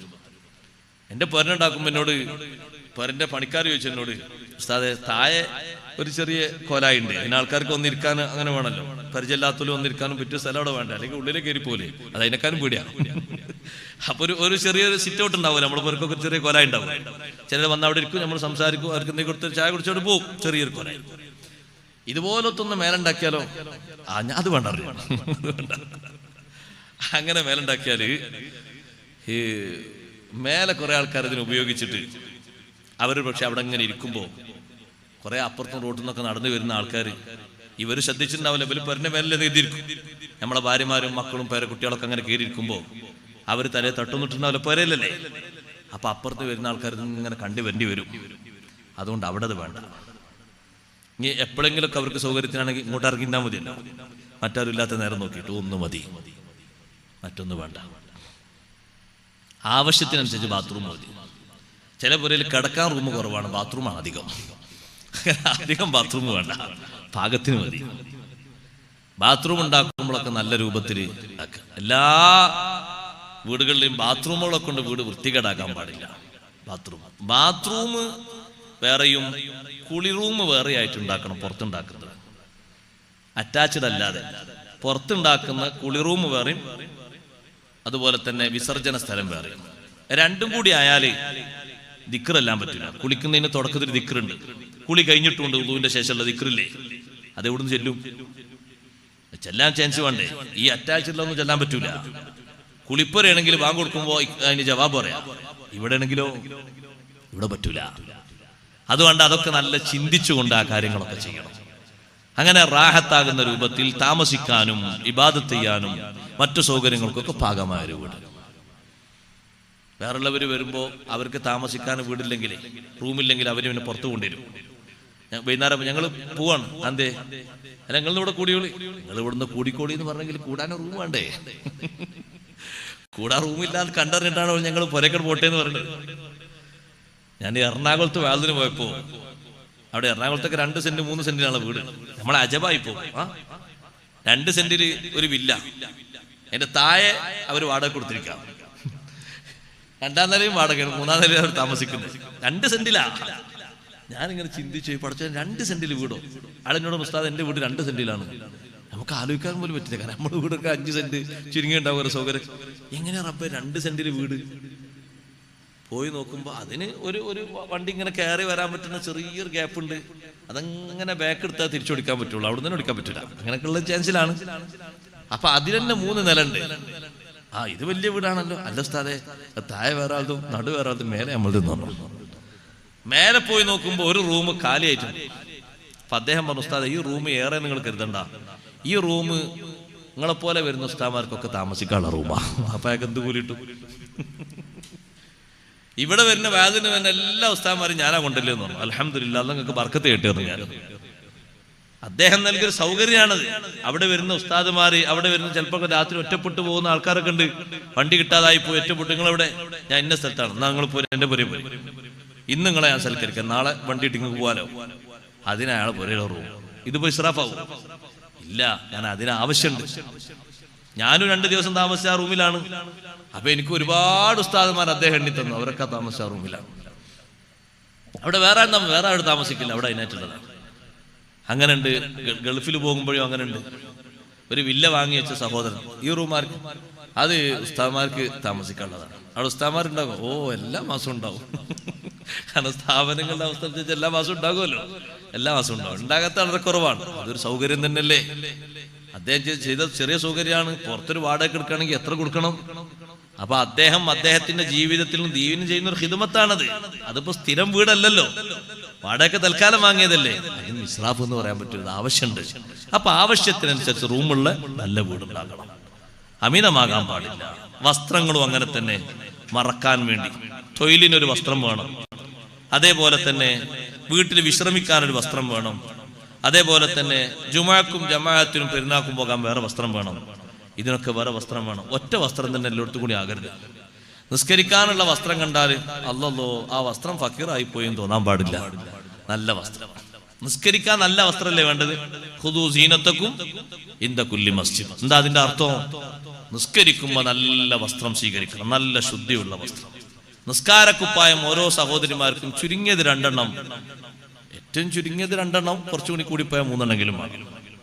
ഇതൊരു നിസ്കാരക്കുപ്പായം തന്നെ. ആ നിസ്കാരക്കുപ്പായം തുന്നിയിട്ട് ഇനി തുന്നാൻ ബാക്കിയില്ല. അപ്പൊ എപ്പോഴെങ്കിലും മുസല്ല ചോദിക്കുമ്പോൾ ഇവിടുന്ന് അങ്ങനെ ഉണ്ടായില്ല കേട്ടോ, ഞാൻ ആരും അങ്ങനെ അനുഭവം വിചാരിക്കണ്ട. മുസല്ല എവിടെയെങ്കിലും ചെന്ന് ചോദിക്കുമ്പോൾ ഈ മുസല്ലയിൽ നിസ്കാരക്കുപ്പായം ഉണ്ടാവും. ആ നിസ്കാരക്കുപ്പായൊക്കെ കൂടിയിട്ട് ഒരു ഭാഗത്തേക്ക് അങ്ങോട്ട് മാറ്റിയിടുമ്പോൾ സുബ്ഹാനല്ലാഹ്, അതിന് വേറൊരു സുഗന്ധം വരും. സുഗന്ധമല്ല, ദുർഗന്ധം, ഒരു സുഗന്ധം. മുസല്ലയിൽ നിസ്കാരക്കുപ്പായം ചുരുട്ടിയിടരുത്. നിസ്കാരക്കുപ്പായം വെക്കാനായിട്ടൊരു ഹാങ്ങർ നിസ്കാര റൂമിൽ വേണം. എല്ലാവരുടെ വീട്ടിലും വേണം. ആ നിസ്കാരക്കുപ്പായം സഹോദരിമാരെ 2-3 ദിവസം കൂടുമ്പോൾ അലക്കണം. അതിന് പൗഡർ മുക്കണം, അത് ഇസ്തിരി ഇടണം. കാരണം നിസ്കരിക്കുന്നവന് നല്ല വൃത്തിയുള്ള വസ്ത്രത്തിലാ നിസ്കരിക്കേണ്ടത്. നിസ്കാരത്തിൽ അവന്റെ മനസ്സിനൊരു മടുപ്പും തോന്നാൻ പാടില്ല, ഒരു വിഷമവും ഉണ്ടാകാൻ പാടില്ല. നശാത്ത് വേണം, ഉന്മേഷം നിസ്കാരത്തിൽ സുന്നത്താണ്. നല്ല ഉന്മേഷവും സന്തോഷവും നിസ്കരിക്കുന്ന ആൾക്ക് വേണം. അതേ രൂപത്തിൽ തന്നെ നമ്മൾ ശ്രദ്ധിക്കേണ്ട ഒരു കാര്യമുണ്ട്. ആവശ്യത്തിനുള്ള വസ്ത്രങ്ങൾ സ്വീകരിക്കണം. ആ വസ്ത്രങ്ങൾ എത്ര കാലം ഉപയോഗിക്കാൻ പറ്റുമോ പരമാവധി അത്ര കാലം ഉപയോഗിക്കണം. നമ്മൾ വലിയ ഹൈ ലെവൽ സ്വീകരിച്ചിട്ട് ഒരു കീറാതെ, തുന്നാതെ, പിന്നാതെ, ഒരു കുഴപ്പമില്ലാതെ വസ്ത്രം ഒഴിവാക്കുമ്പോൾ റബ്ബ് അതിനെപ്പറ്റി ചോദിക്കുമെന്ന ബോധ്യം വേണം. ഓരോ മാസവും കല്യാണത്തിന് 2-3 കൂട്ടം എടുത്തിട്ട് ഒരു വർഷം എടുത്ത വസ്ത്രം കൂട്ടി നോക്കുമ്പോൾ ഒരു 35 കൂട്ടമുണ്ട്. നഊദു ബില്ലാഹ്. കാരണം കല്യാണത്തിന്റെ അളവ് നോക്കിയിട്ടാണ് വസ്ത്രത്തിന്റെ കണക്ക് കൂട്ടിയത്. 35 കല്യാണം നാട്ടിൽ നടന്നിട്ടുണ്ട്. പിന്നെ ഏപ്രിലും മെയ്യൊക്കെ വന്ന എന്നും കല്യാണമായിരിക്കും. രാവിലെ ഒരു കല്യാണം, ഉച്ചക്ക് ഒരു കല്യാണം, വൈകുന്നേരം ഒരു കല്യാണം. 3 കല്യാണത്തിന് 3 ഡ്രസ്സ്. അങ്ങനെ കൂട്ടിക്കുമ്പോൾ 10 ദിവസം 30 ഡ്രസ്സ്. അങ്ങനെ കൂട്ടുമ്പോൾ എത്ര ഡ്രസ്സായി? ഒരു ഡ്രസ്സ് കൊണ്ട് പരമാവധി എത്രയാണോ ഭംഗിയാക്കി വൃത്തിയാക്കി നടക്കാൻ കഴിയുന്ന അത്രയും വൃത്തിയാക്കണം. ഞാൻ പറഞ്ഞു എല്ലാ ഡ്രസ്സും കൂടുതലായിരിക്കും. നിസ്കാരക്കുപ്പായം എത്ര ഉണ്ട് നോക്കുമ്പോൾ ഒന്നേ ഉണ്ടാവുള്ളൂ. അതെന്നാ കല്യാണം അയച്ചുകൊണ്ടൊന്ന് കൊണ്ടുവന്നുകൊണ്ടെന്നാ. അള്ളാഹ് പിന്നെ മാറ്റല്ലേ, പിന്നെ മാറ്റേണ്ടി വന്നിട്ടില്ല. അതെന്തേ? അതങ്ങനെ തുന്നി അങ്ങോട്ട് റെഡിയാക്കിയാണ്. ഇനി അത് തുന്നിയാ ഒന്നെങ്കിൽ സൂചി കേട്ടരും. കാരണം തുന്നുന്നതിൽ പിടിക്കണമെങ്കിൽ കട്ടി വേണ്ടേ? കട്ടില്ലാതാവുമ്പോ സൂചി വേഗം അങ്ങോട്ട് കയറൂലേ, പിന്നെ അവിടെ നിൽക്കണ്ടേ. അവ നിസ്കാരക്കുപ്പായങ്ങളാണ്, നല്ല ഭംഗിയുള്ള വൃത്തിയുള്ള. ആ നിസ്കാരക്കുപ്പായം തന്നെ സഹോദരിമാരെ ചില പർദ്ദന്റെ കൈ പോലെ ഇങ്ങനെ തുറന്നിക്കാൻ പാടില്ല. പർദ്ദന്റെ കൈ അങ്ങനെ തുറന്നിക്കണ കയ്യാൻ പാടില്ല. അങ്ങനെ ആകുമ്പോൾ ഏതെങ്കിലും യാത്ര ചെയ്യുമ്പോൾ ഒരു പക്ഷേ ബസ്സിലും മറ്റൊക്കെ യാത്ര ചെയ്യുമ്പോൾ ഇങ്ങനെ പിടിക്കേണ്ടി വന്നാൽ കൈ ഇങ്ങനെ അങ്ങോട്ട് പോന്നിട്ട് കൈയിന്റെ ചൊറുക്ക് എത്ര ഉണ്ടെന്നും വണ്ണം എത്ര ഉണ്ടെന്നും പിന്നെ തോളിന്റെ ഭാഗം വരെ എത്ര വണ്ണുണ്ടെന്നും തണ്ടകയിൽ എത്ര വണ്ണെന്നും ഒക്കെ കാണാൻ പറ്റുന്ന രൂപത്തിലാവും. അത് വലിയ ഇടങ്ങേറാ. അങ്ങനെയുള്ളതാകാൻ പാടില്ല.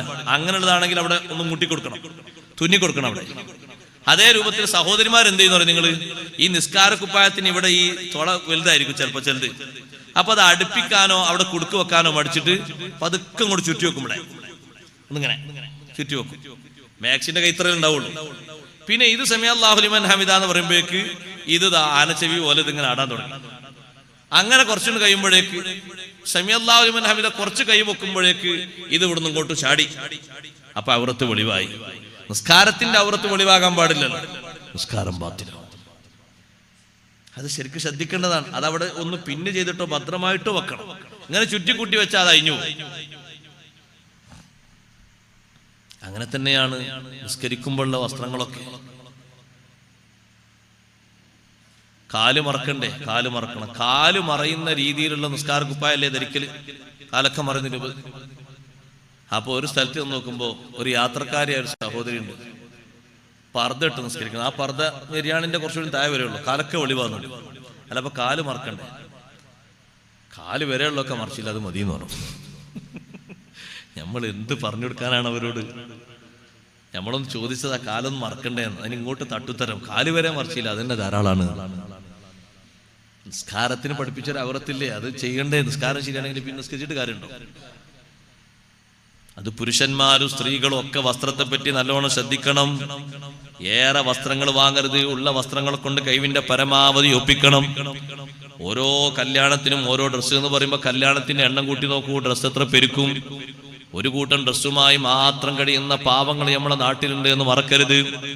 ഡൽഹിയിലും മറ്റൊക്കെ താമസിക്കുന്ന റോഹിംഗ്യകളായ നമ്മുടെ സഹോദരങ്ങൾ സഹോദരിമാര് ഒന്നോ രണ്ടോ കൂട്ടോ വസ്ത്രങ്ങൾ മാത്രമായിട്ട് മുന്നോട്ട് നീങ്ങുന്നവരാണ്.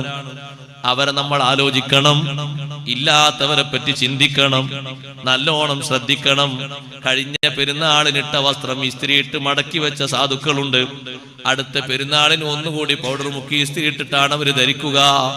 മാസം മാസം നമ്മൾ പുതുത് ധരിക്കുമ്പോ അവരെ മറന്നുപോകരുത്. 2 കൂട്ടം 3 കൂട്ടം 4 കൂട്ടം വസ്ത്രങ്ങളുമായിട്ട് മാത്രം കഴിയുന്നവരുണ്ട്. ഒരു കൂട്ടം ജോലിക്കാണ്, വേറെ കൂട്ടം അവർ പുറത്തിറങ്ങാനാണ്, വേറെ കൂട്ടം വെള്ളിയാഴ്ച പള്ളിക്കൊക്കെ പോകുമ്പോൾ ഇടാനാണ്. ഇങ്ങനെ പാകത്തെ വസ്ത്രങ്ങളുമായി നടക്കുന്നവരുണ്ട്. പാകത്തിനനുസരിച്ച് മതി, അവിടെയും ഏറെ വേണ്ട. നബി സല്ലല്ലാഹു അലൈഹി വസല്ലമ തങ്ങൾ തൊഴിലിനൊരു വസ്ത്രവും ജുമുഅക്കൊരു വസ്ത്രവും പെരുന്നാളിനൊരു വസ്ത്രവും ഒക്കെ എണ്ണി പറഞ്ഞിട്ടുണ്ട്. മാ അലാ അഹദിക്കും, നിങ്ങൾക്കൊരാൾക്ക് എന്ത് പറ്റി? 2 വസ്ത്രം അയാൾക്ക് സ്വീകരിച്ചാൽ എന്താ? സൗബൻ ലി മിഹ്നതി, ഒരു വസ്ത്രം ജോലിക്ക്, വസൗബൻ ലി ജുമുഅതി, മറ്റൊരു വസ്ത്രം ജുമുഅക്ക്, വഈദിഹി, പെരുന്നാളിന് മറ്റൊക്കെ വേറെ വസ്ത്രം. ഇങ്ങനെ തന്നെ ഹദീസിൽ എണ്ണി പറഞ്ഞിട്ടുണ്ട്. അതുകൊണ്ട് അതും പരിധി വിടാതിരിക്കാൻ നല്ലോണം ശ്രദ്ധിക്കണം. സുബ്ഹാനല്ലാഹ്. പാകത്തിനുള്ള വസ്ത്രം പോലെ തന്നെ ഭക്ഷണവും അങ്ങനെ തന്നെ. സൽക്കാരങ്ങൾ കൂട്ടാതിരിക്കാൻ കഴിവിന്റെ പരമാവധി ശ്രദ്ധിക്കണം. കല്യാണങ്ങൾ വളരെ അധികം ചുരുക്കിയിട്ട് ഉപയോഗിക്കാൻ വേണ്ടി ശ്രമിക്കണം. പാകത്തിലുള്ള ആളുകളെ വിളിച്ചിട്ട് ഭക്ഷണം കൊടുക്കാൻ വേണ്ടി ശ്രമിക്കണം. അതൊരു പിശുക്കല്ല. എല്ലാവരും ഒരുപോലെയാകൂല. സമൂഹത്തിന്റെ വിവിധ തലങ്ങളിൽ ബന്ധമുള്ള ആള് എല്ലാവരെയും സൽക്കരിച്ചെങ്കിലേ കല്യാണാകൂന്ന് കരുതരുത്. എന്നാലും കുടുംബങ്ങളിലും നമ്മുടെ നാട്ടിലും നമ്മുടെ അയൽക്കാരിലും അടുത്ത ബന്ധങ്ങളിലുമുള്ള ആൾക്കാരെ ഒരുമിച്ച് കൂട്ടിയിട്ട് കൂടുതൽ ദിവസങ്ങളാകാതെ ഒറ്റ ദിവസമോ അര ദിവസമോ ഭക്ഷണം കൊടുത്തിട്ട് ആ സദ്യ അവസാനിപ്പിക്കണം. ഹബീബ് സല്ലല്ലാഹു അലൈഹി വസല്ലം തങ്ങളുടെ കാലഘട്ടത്തിൽ ഒരാള് ഭക്ഷണം ഉണ്ടാക്കി. എന്നിട്ട് നബി തങ്ങളോട് വരാൻ വേണ്ടിയിട്ട് ആളെ പറഞ്ഞയച്ചു. അപ്പൊ നബി സല്ലല്ലാഹു അലൈഹി വസല്ലം സഹാബത്തിനോട് പറഞ്ഞു, ഹഖുൻ ഫഅജീബു, ഭക്ഷണം ഉണ്ടാക്കിയിട്ട് നമ്മളെ സൽക്കരിക്കാൻ വേണ്ടി ആളെ വിട്ടതല്ലേ, എല്ലാവരും പോരൂ എന്ന് പറഞ്ഞു. തങ്ങളും പോയി. ആ മനുഷ്യൻ തന്നെ രണ്ടാമത് ഒരു ഭക്ഷണം ഉണ്ടാക്കി ഉണ്ടാക്കിയിട്ട് നബി തങ്ങളിലേക്ക് ആളെ വിട്ടു. ആളെ വിട്ടപ്പോ തങ്ങൾ പറഞ്ഞു, ഹഖ്കുൻ ഫമൻ ശാഅ ഫൽയുജിബ്, ഇതുവരെ പോകാത്ത ആരെങ്കിലും ഉണ്ടെങ്കിൽ പൊയ്ക്കോളൂ, അല്ലാത്തവരൊക്കെ ഇവിടെ ഇരുന്നോളൂ. നേരത്തെ പറഞ്ഞ അത്ര നിർബന്ധ ബാധ്യത ഇതിനില്ല. മൂന്നാമത്തെ ദിവസവും ഒരു ഭക്ഷണം ഉണ്ടാക്കിയിട്ട് ആളെ വിട്ടപ്പോ തങ്ങൾ പറഞ്ഞു, റിയാഉൻ, അത് ലോകമാന്യമാണ്, ലാ ഖൈറ ഫീ, അതിൽ ഒരു ഖൈറും ഇല്ല. 4 ദിവസം കല്യാണം, 5 ദിവസം കല്യാണം, പൈസ ഏതെങ്കിലും സാധു കൊടുത്തൂടെ?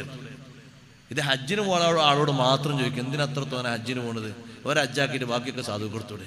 എന്തിനാ അത്ര വലിയ വണ്ടി വാങ്ങണേ? ആ സാധു ഈ കല്യാണത്തിന് അത്ര തോന്നെ, ആ ബാക്കിയുള്ള പൈസ സാധു കൊടുത്തൂടെ, പാവങ്ങൾ കൊടുത്തൂടെ? ആ ചോദ്യം മാത്രം പറ്റൂല എന്നാ? പാകത്തിന് മതി.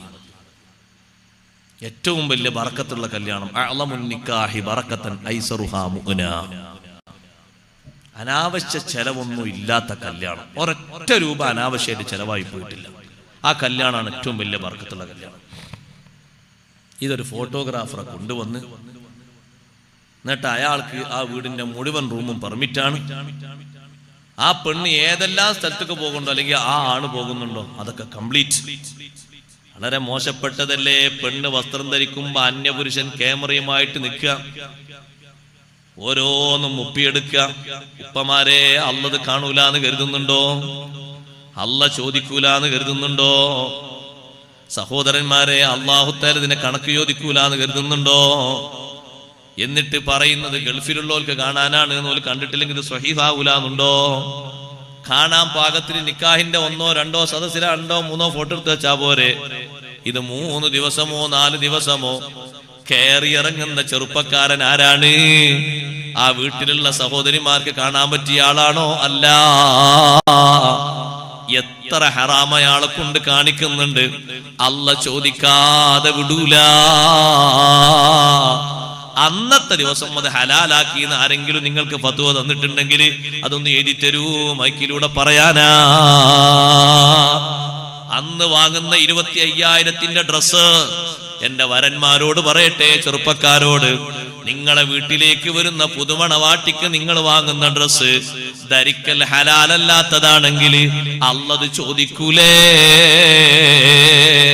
കൈതണ്ട കാണുന്ന, മാറിന്റെ ഭാഗം കാണുന്ന, കൈത്തിന്റെ ഭാഗം കാണുന്ന, കമ്മൽ ധരിക്കുന്ന ഭാഗം കാണുന്ന, കാൽത്തണ്ട കാണുന്ന, അരക്കെട്ട് പോലും കാണുന്ന 25,000-ന്റെയും 35,000-ന്റെയും ഏതോ നടീനടന്മാരുടെ കോലം വെച്ചിട്ട് ഈ പെണ്ണിന്റെ ശരീരത്തിന്റെ ലാഹിറും ബാത്തിനും വെളിവാക്കി കൊണ്ടുപോകുമ്പോ അല്ലത് പൊരുത്തപ്പെടുന്നു കരുതുന്നുണ്ടോ?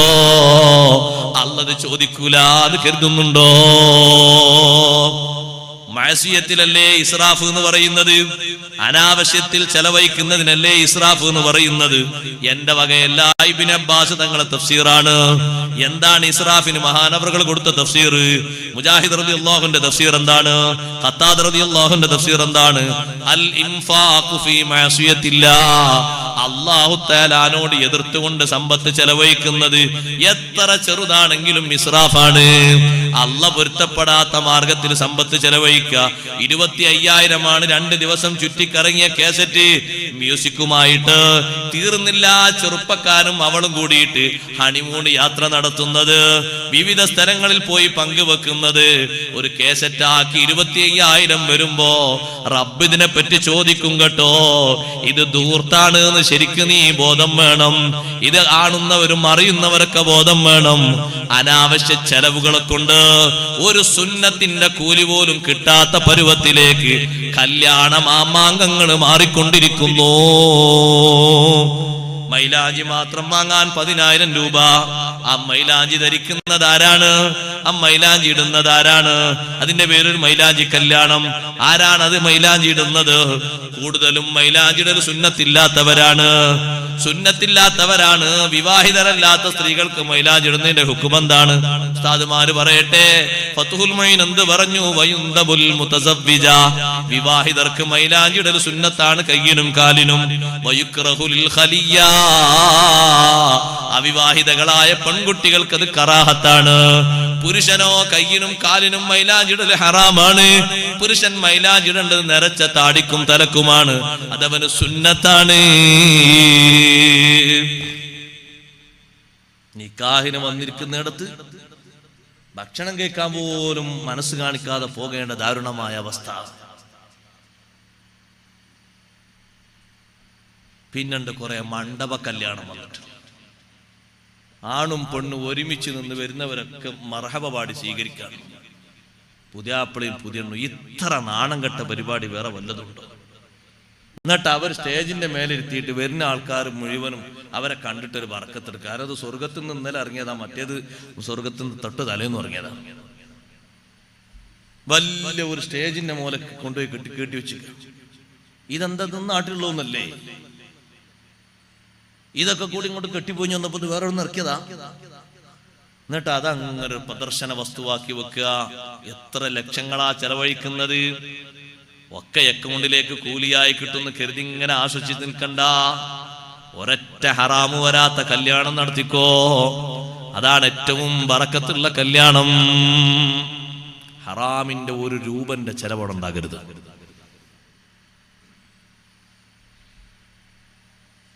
നമ്മൾ അങ്ങനെയാ ശീലിക്കേണ്ടത്. ഇപ്പൊ ഞാനും കല്യാണം കഴിച്ചപ്പോൾ ഞാനൊന്നും ഒരു ഫോട്ടോ എടുത്തില്ല. എനിക്ക് അതിൻ്റെ ഒരു ഫോട്ടോ എടുത്തില്ല. മൊബൈൽ കൊണ്ട് ഫോട്ടോ എടുക്കാൻ വന്ന ആളെ വരെ വാപ്പ തിരിച്ചു വിട്ടത് ഫോട്ടോ. എന്തിനാണത്? ഇനി ആവശ്യത്തിന് തെളിവിനുണ്ട് എന്നൊക്കെ അതിന് നടക്കുന്നതും നോക്കുന്നതും പത്തിരി കഴിക്കുന്നതും ഇരിക്കുന്നതും ചിരിക്കുന്നതും ആടുന്നതും ഉറക്കം തൂങ്ങുന്നതും വെള്ളം കുടിച്ചിട്ട് കുറച്ച് വെള്ളം മടിയിലേക്ക് ചിന്തുന്നതും ഇതൊക്കെ വേണം. പന്തൽ കെട്ടുന്നതിനോ ചോറ് കൊടുക്കുന്നതിനോ ഒന്നുമല്ല ഞാനെതിര് പറഞ്ഞത്. ആണും പെണ്ണും കലവിലയായിട്ട് മുഷക്കലായിട്ട് മൂല്യന്മാര് വരും. ആ വിരിയണ് നീക്കി, അങ്ങനെ നരകം കാക്കണ മലക്കൾ വരും. വിരിയണ് നീക്കി, നരകം കാക്കണ മലക്കൾ വിരിയം കൊണ്ടാക്കി. ആരാതിന്റെ ആൾക്കാര്? ഓൻ എത്ര സപ്ലൈ ചെയ്യാൻ സഹായിക്കുന്ന ആളാണെങ്കിലും അള്ളാന്റെ ദീനിന്റെ ഹുക്കുമ ശരിക്കും നടപ്പിലാക്കിയോളണം. രക്ഷിതാക്കള് റബ്ബർ ബന്ധു പോലെ നിൽക്കുന്നവരാകരുത്. ദീനിന്റെ ഹുക്കുമ നടപ്പിലാക്കുന്നിടത്ത് നല്ല ചങ്കൂറ്റം വേണം. കോടിക്കണക്കിന് ആസ്തിയുള്ള മകനാണെങ്കിലും ശരി, അനാവശ്യമായ ഒരു ഗാനമേളക്കോ അതുപോലത്തെ വിഷയങ്ങൾക്കോ ഒരു രൂപ ചെലവഴിച്ചാൽ ഇവിടെ നിന്ന് നടക്കൂല, ഏതെങ്കിലും പറമ്പ് പോയിട്ട് വെച്ചോ എന്ന് പറയാനുള്ള ത്രാണിത്വം ബാപ്പമാർക്ക് ഉപ്പാപ്പമാർക്ക് വേണം. ഓന്റെ കാശല്ലേ, ഓന്റെ കാശാന്നിട്ട് അവനെ സൃഷ്ടിച്ചതും അവന് ജന്മം നൽകാൻ കാരണമായതും നിങ്ങളല്ലേ. പിന്നെന്ത് ഓന്റെ കാശല്ലേ? അങ്ങനെ ശരി പറഞ്ഞു, ഓന്റെ കാശല്ലേ. അങ്ങനെ ഉണ്ടോന്ന്? പിന്നെന്തിനാ ബാപ്പായി നിൽക്കുന്നൊന്നും മരിക്കാൻ തോരുന്നൂടെ അള്ളാനോട്? പെട്ടെന്ന് കല്യാണം പെരിനൊന്ന് മരിച്ചിട്ടാൻ തോരുന്നുണ്ടെന്നാ ചോദ്യം ഉണ്ടാവില്ല എന്നൊക്കെ. നിങ്ങൾ ബാപ്പയായിട്ട് വല്യപ്പയായിട്ട് അവിടെ ഉണ്ടോ? റബ്ബർ സ്റ്റാമ്പ് പോലെ നിൽക്കരുത്. പച്ച ഹറാമ് കണ്ട് ആസ്വദിക്കരുത്. അല്ല നിങ്ങളെ വെറുതെ വിടൂല.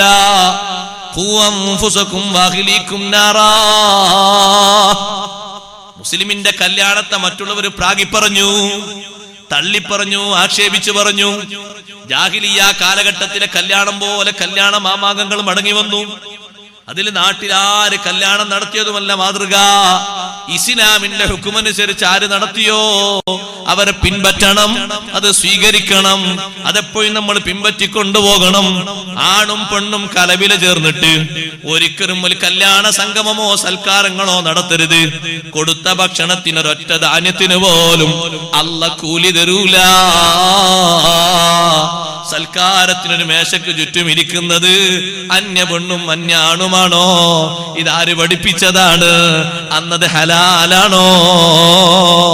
മാറുമറക്കാതെ, തലമറക്കാതെ, അതേ കൈതണ്ട മറക്കാതെ, കാലുമറക്കാതെ അന്നത്തെ ദിവസം ഒരു പെൺകുട്ടിക്ക് യാത്ര ചെയ്യാനും പ്രദർശന വസ്തുവാക്കി വെക്കാനും വരുന്നവരെ സ്വീകരിക്കാനും അല്ല ഹലാലാക്കിയിട്ടുണ്ടോ?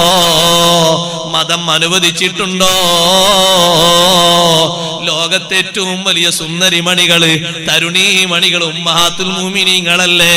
അവരെ ജമാലിയത്ത് എത്ര വലുതാണ്, അവരെ സൗന്ദര്യം എത്ര വലുതാണ്. ഒരൊറ്റ സഹാബി വരുമ്പോഴേക്ക് ചെറിയ വീട്ടിന്റെ ഉള്ളിലേക്ക് അവരങ്ങ് മറഞ്ഞുപോയി.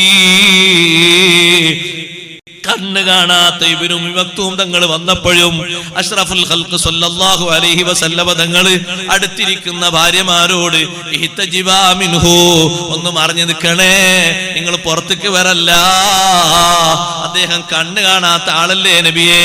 തങ്ങളെ ചോദ്യം അഫഅമ്യാമാനി അൻതുമാ, നിങ്ങളും കണ്ണ് കാണാത്തവരാണോ? നിങ്ങൾ അദ്ദേഹത്തെ കാണൂലേ? അതുകൊണ്ടൊന്ന് മറിഞ്ഞു നിൽക്കൂ, വീട്ടിന്റെ ഉള്ളിൽ പോകൂ.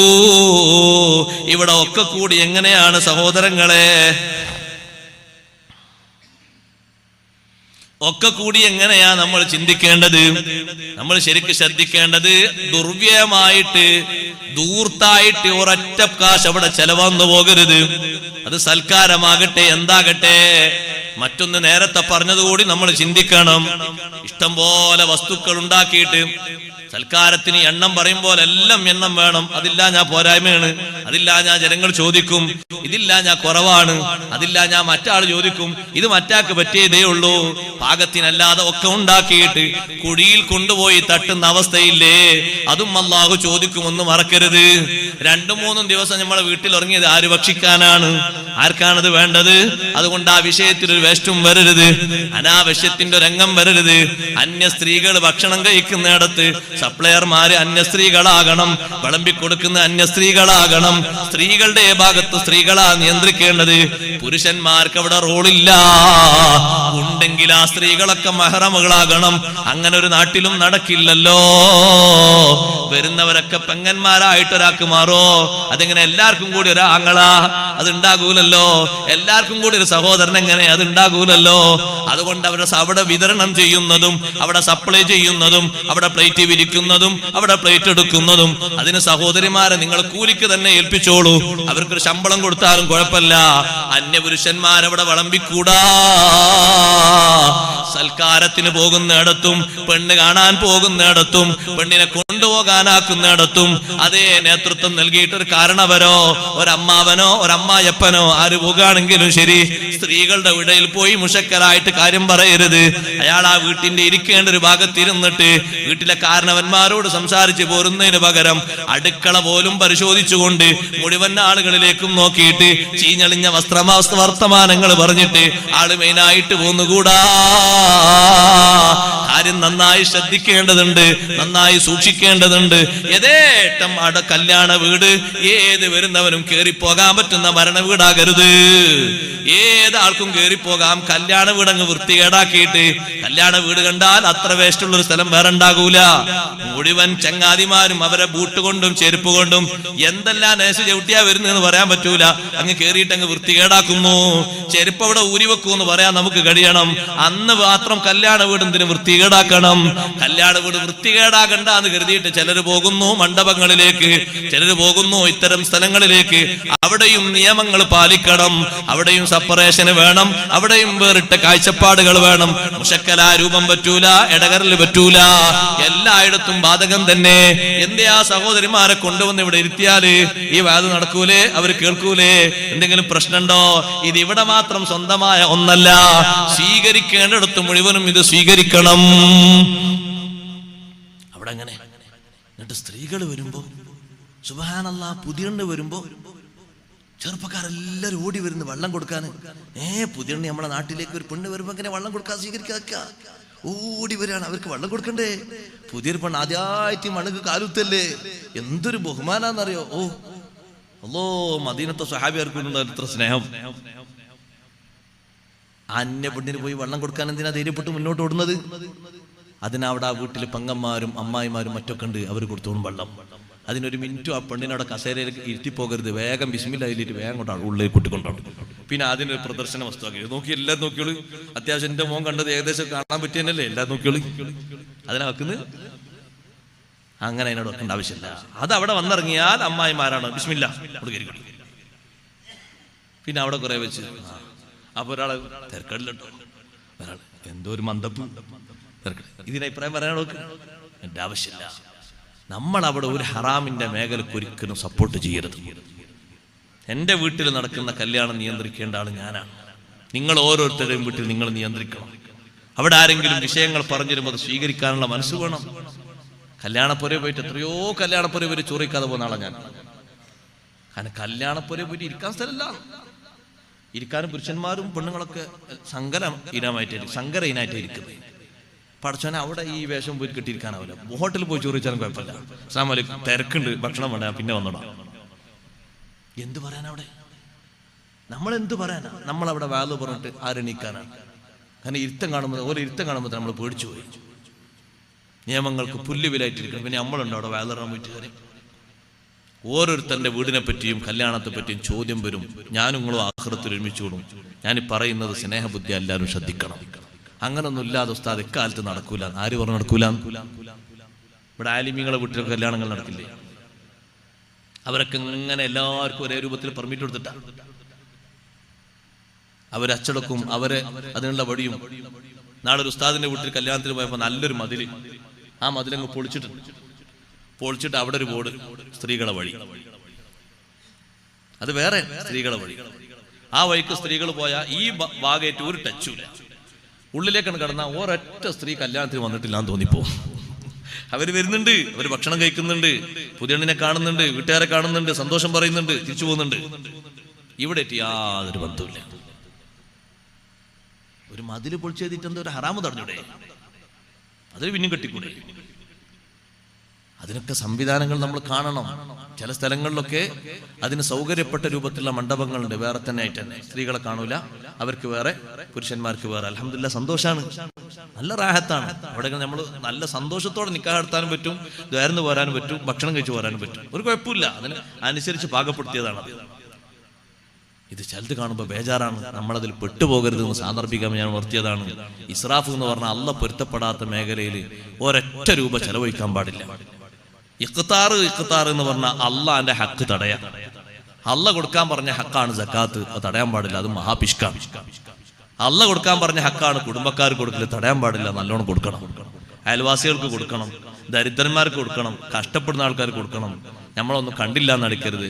നമ്മളെപ്പോലെ ജോലിക്ക് പോകാൻ കഴിവില്ലാത്ത ഒരാളാണെങ്കിൽ, നമ്മളെപ്പോലെ കുടുംബനാഥനാണല്ലോ, നമ്മളെ കൊണ്ട് കഴിയുന്നത് കൊടുത്ത് അയാളെ സഹായിക്കണം.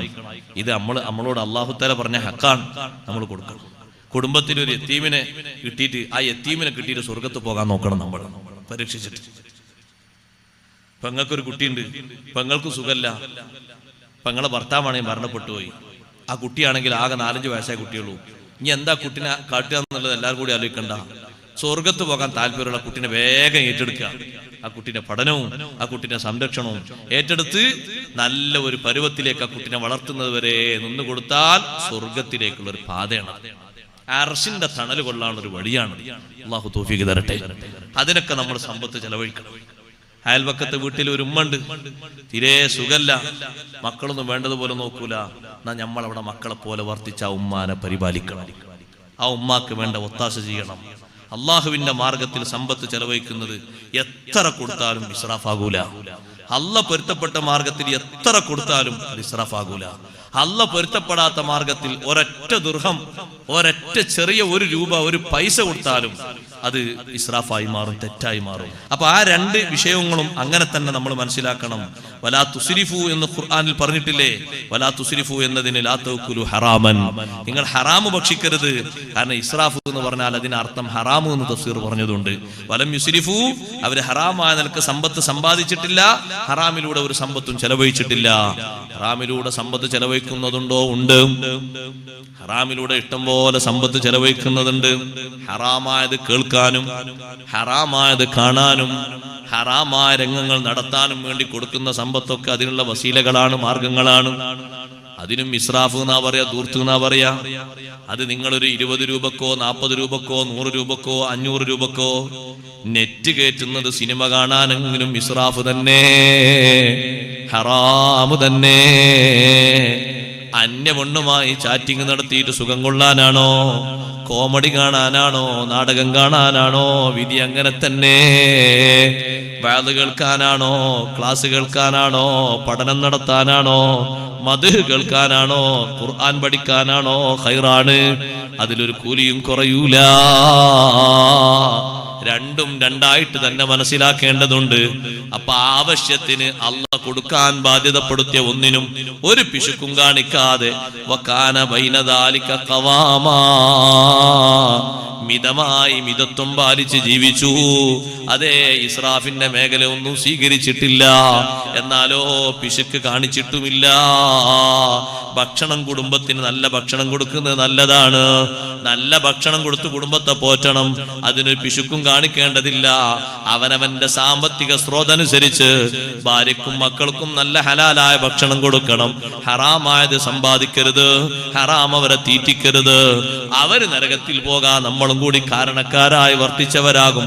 കഠിനാധ്വാനം ചെയ്തിട്ട് ഹലാലായി കിട്ടുന്നത് 10 രൂപയാണെങ്കിലും അതേ വെറുതെ കിട്ടുന്ന അല്ലെങ്കിൽ ഹറാമായ മാർഗത്തിലൂടെ കിട്ടുന്ന 10 ലക്ഷത്തെക്കാളും ഖൈറ് ആ ഒരു 10 ദിർഹം തന്നെ.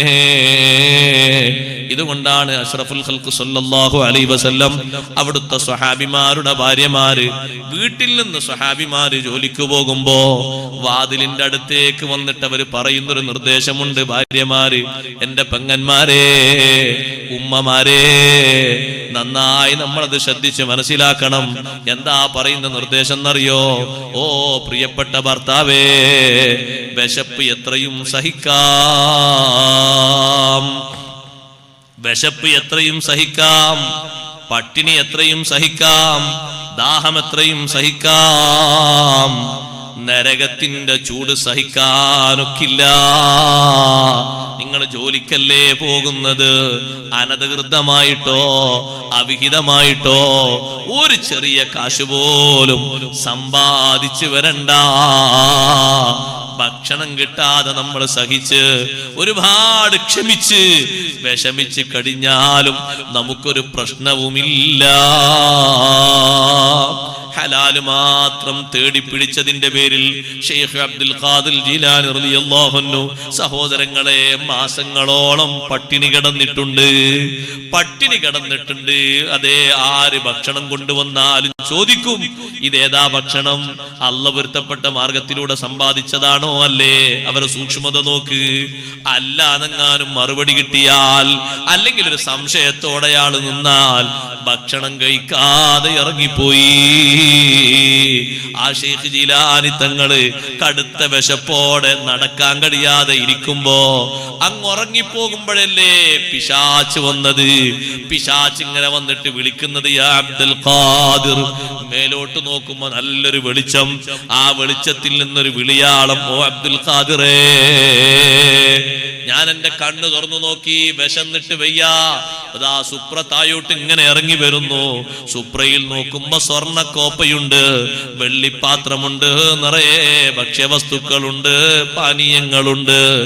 നേരത്തെ നിങ്ങൾക്ക് ഞാൻ ഹറാമാക്കിയത് ഹലാലാക്കി പോയി. ആ സംസാരം കേട്ടപ്പോഴേക്ക് ഷെയ്ഖ് ജീലാനി റളിയല്ലാഹു അൻഹു കാല് പൊന്തിച്ച് ഒരൊറ്റ തട്ടങ്ങ് കൊടുത്തിട്ട് പറഞ്ഞു, ഇഖ്സഇയാ ലഈൻ. വിശപ്പിനെക്കാളും കൂടുതൽ ആദർശ തീവ്രതയാണ് മുന്നോട്ട് നിന്നത്. ഓ ശപിക്കപ്പെട്ടവനെ, മിണ്ടാതെ പോടാ. അപ്പാ പ്രകാശം ഒരു പുകച്ചുരുളായി, ഒരു കറുത്ത പുകയായിട്ട് ചുരുണ്ടുകൂടിയിട്ട് അതിൽ നിന്നൊരു ശബ്ദം വന്നു. നിങ്ങളെപ്പോലെ പർണശാലയിലിരിക്കുന്ന 69 ആളുകളെ ഇതേ കാര്യം ഉപയോഗിച്ച് പിഴപ്പിച്ചാണ് ഞാൻ വരുന്നത്. ഓ ഷെയ്ഖ് ജീലാനി, നിങ്ങളെ പിഴപ്പിക്കാൻ ഇനി എന്റെ കയ്യിൽ പഴുതില്ല. ഇബ്ലീസ് അവരെ ചതിപ്പാനായി വന്നാരേ, ഇബ്ലീസ് ചാച്ചി കിടത്തി അയച്ചോവർ. പട്ടിണിയാണ് അവൻ മുഖമുദ്രയാക്കിയത്. ആ പട്ടിണി നേരത്ത് ഭക്ഷണം ആവശ്യം വരുമല്ലോ, അപ്പൊ ഇതൊന്ന് താല്പര്യപ്പെട്ട് കഴിച്ചാൽ. അങ്ങനെ ചെറുപ്പക്കാരെ ശൈത്താൻ ആദ്യം വഴിതെറ്റിക്കുന്ന. അങ്ങനെ ഒരു ചെറുപ്പക്കാരൻ നല്ല ഇബാദത്തിലും നിസ്കാരത്തിലും നോമ്പിലും ഖുർആനോത്തിലൊക്കെ അങ്ങനെ വളർന്നു വരികയാണെങ്കിൽ മറ്റു ശൈത്താന്മാരെ അനുയായികൾ വന്നിട്ട് പറയും, നാട്ടിലൊരു ചെറുപ്പക്കാരൻ നിസ്കാരം ഒറ്റയും കളാക്കിയിട്ടില്ല, പ്രായപൂർത്തി എത്തിയിട്ട് തമ്മീസിന്റെ കാലത്ത് നിസ്കാരം തുടങ്ങിയതാണ്, നല്ല ചെറുപ്പക്കാരനാണ്. അപ്പൊ നേതാവ് പറയും, അങ്ങനെ ഉണ്ടോ? അത് നമുക്ക് വലിയ ഭീഷണിയാണ്. അങ്ങനെ ഒരു യുവത്വം വരാൻ പാടില്ല, അങ്ങനെ വന്നാല് നമ്മളെ കാര്യം നടക്കൂല. അതുകൊണ്ട് ശൈത്താൻ ആദ്യം അനുയായികളോട് പറയും, നിങ്ങൾ പോയി നോക്കണം അവന്റെ ഭക്ഷണം എവിടുന്നാണ്. ഓന്റെ ഭക്ഷണം ഹലാലെന്നല്ലേ, എന്നാ ഓനെ നമുക്ക് പെട്ടെന്ന് വലിക്കാം. ഓന്റെ ഭക്ഷണം ഹറാമെന്നാണോ, പെട്ടെന്ന് ഓനെ പിടിക്കാം. ഓന്റെ ഭക്ഷണം ഹലാലെന്നാണോ, ഓൻ നമ്മൾ നല്ലോണം കരുതണം, പെട്ടെന്ന് കിട്ടൂല. മൊബൈൽ വരെ ലോട്ടറി വന്നില്ലേ, ലോട്ടറി സംവിധാനം. നമ്പർ അടിച്ചു കൊടുത്താൽ മൊബൈലിലേക്ക് കാശ് വരിക. എന്തെല്ലാം ഹറാമായ ബിസിനസ്സുകളാണ്. മയക്കുമരുന്ന് വിറ്റിട്ട് കാശുണ്ടാക്കുക, മദ്യം വിറ്റ് കാശുണ്ടാക്കുക, ചെറിയ ചെറിയ ചെറിയ ചെറിയ സംഗതികളൊക്കെ വിറ്റിട്ട് പിന്നെ വലിയ വലിയ വലിയ ആളായി മാറുക. ആലോചിച്ച് നോക്കുമ്പോൾ ഓനൊരു പണി എടുത്തിട്ടില്ല, എന്നാൽ എടുത്ത പണി ആലോചിച്ച് നോക്കുമ്പോഴോ മറ്റുള്ള മനുഷ്യന്മാരെ ബുദ്ധിയും ആരോഗ്യമൊക്കെ നശിപ്പിക്കുന്ന രൂപത്തിലുള്ള ഇത്തരം കുറെ കാര്യങ്ങൾ ചെയ്തു കൊടുത്തിട്ട് വാങ്ങിയതാ. അല്ലെങ്കിൽ ഏതെങ്കിലും ഒരു കൊട്ടേഷൻ സംഘത്തിൽ മെമ്പറാകുക, എന്നിട്ട് ഏതെങ്കിലും 4 ആൾക്കാരെ അടിച്ച് തള്ളിയിട്ടിട്ട് ഏതെങ്കിലും കാശ് വാങ്ങി പോവുക. അതിന് കുറച്ച് ജിമ്മിനൊക്കെ പോയി കുറച്ചൊന്ന് ഉഷാറാക്കിയിട്ട് അവന്റെ തടിയും തൊക്കെ ഒന്ന് കുറച്ച് അഭ്യാസമൊക്കെ പഠിച്ചിട്ട് കുറച്ച് ഉഷാറാകുക. ഇങ്ങനെ എന്തെല്ലാം വകുപ്പ. അങ്ങനത്തെ ഒരു വകുപ്പിനും പോകാതെ ഹലാലായ ജോലിയെടുത്ത് ഹലാലായ ബിസിനസ് ചെയ്ത് കൃഷി ചെയ്ത് നല്ല വിദ്യകൾ, ടെക്നോളജി തന്നെ എത്ര പഠിക്കാനുണ്ട്.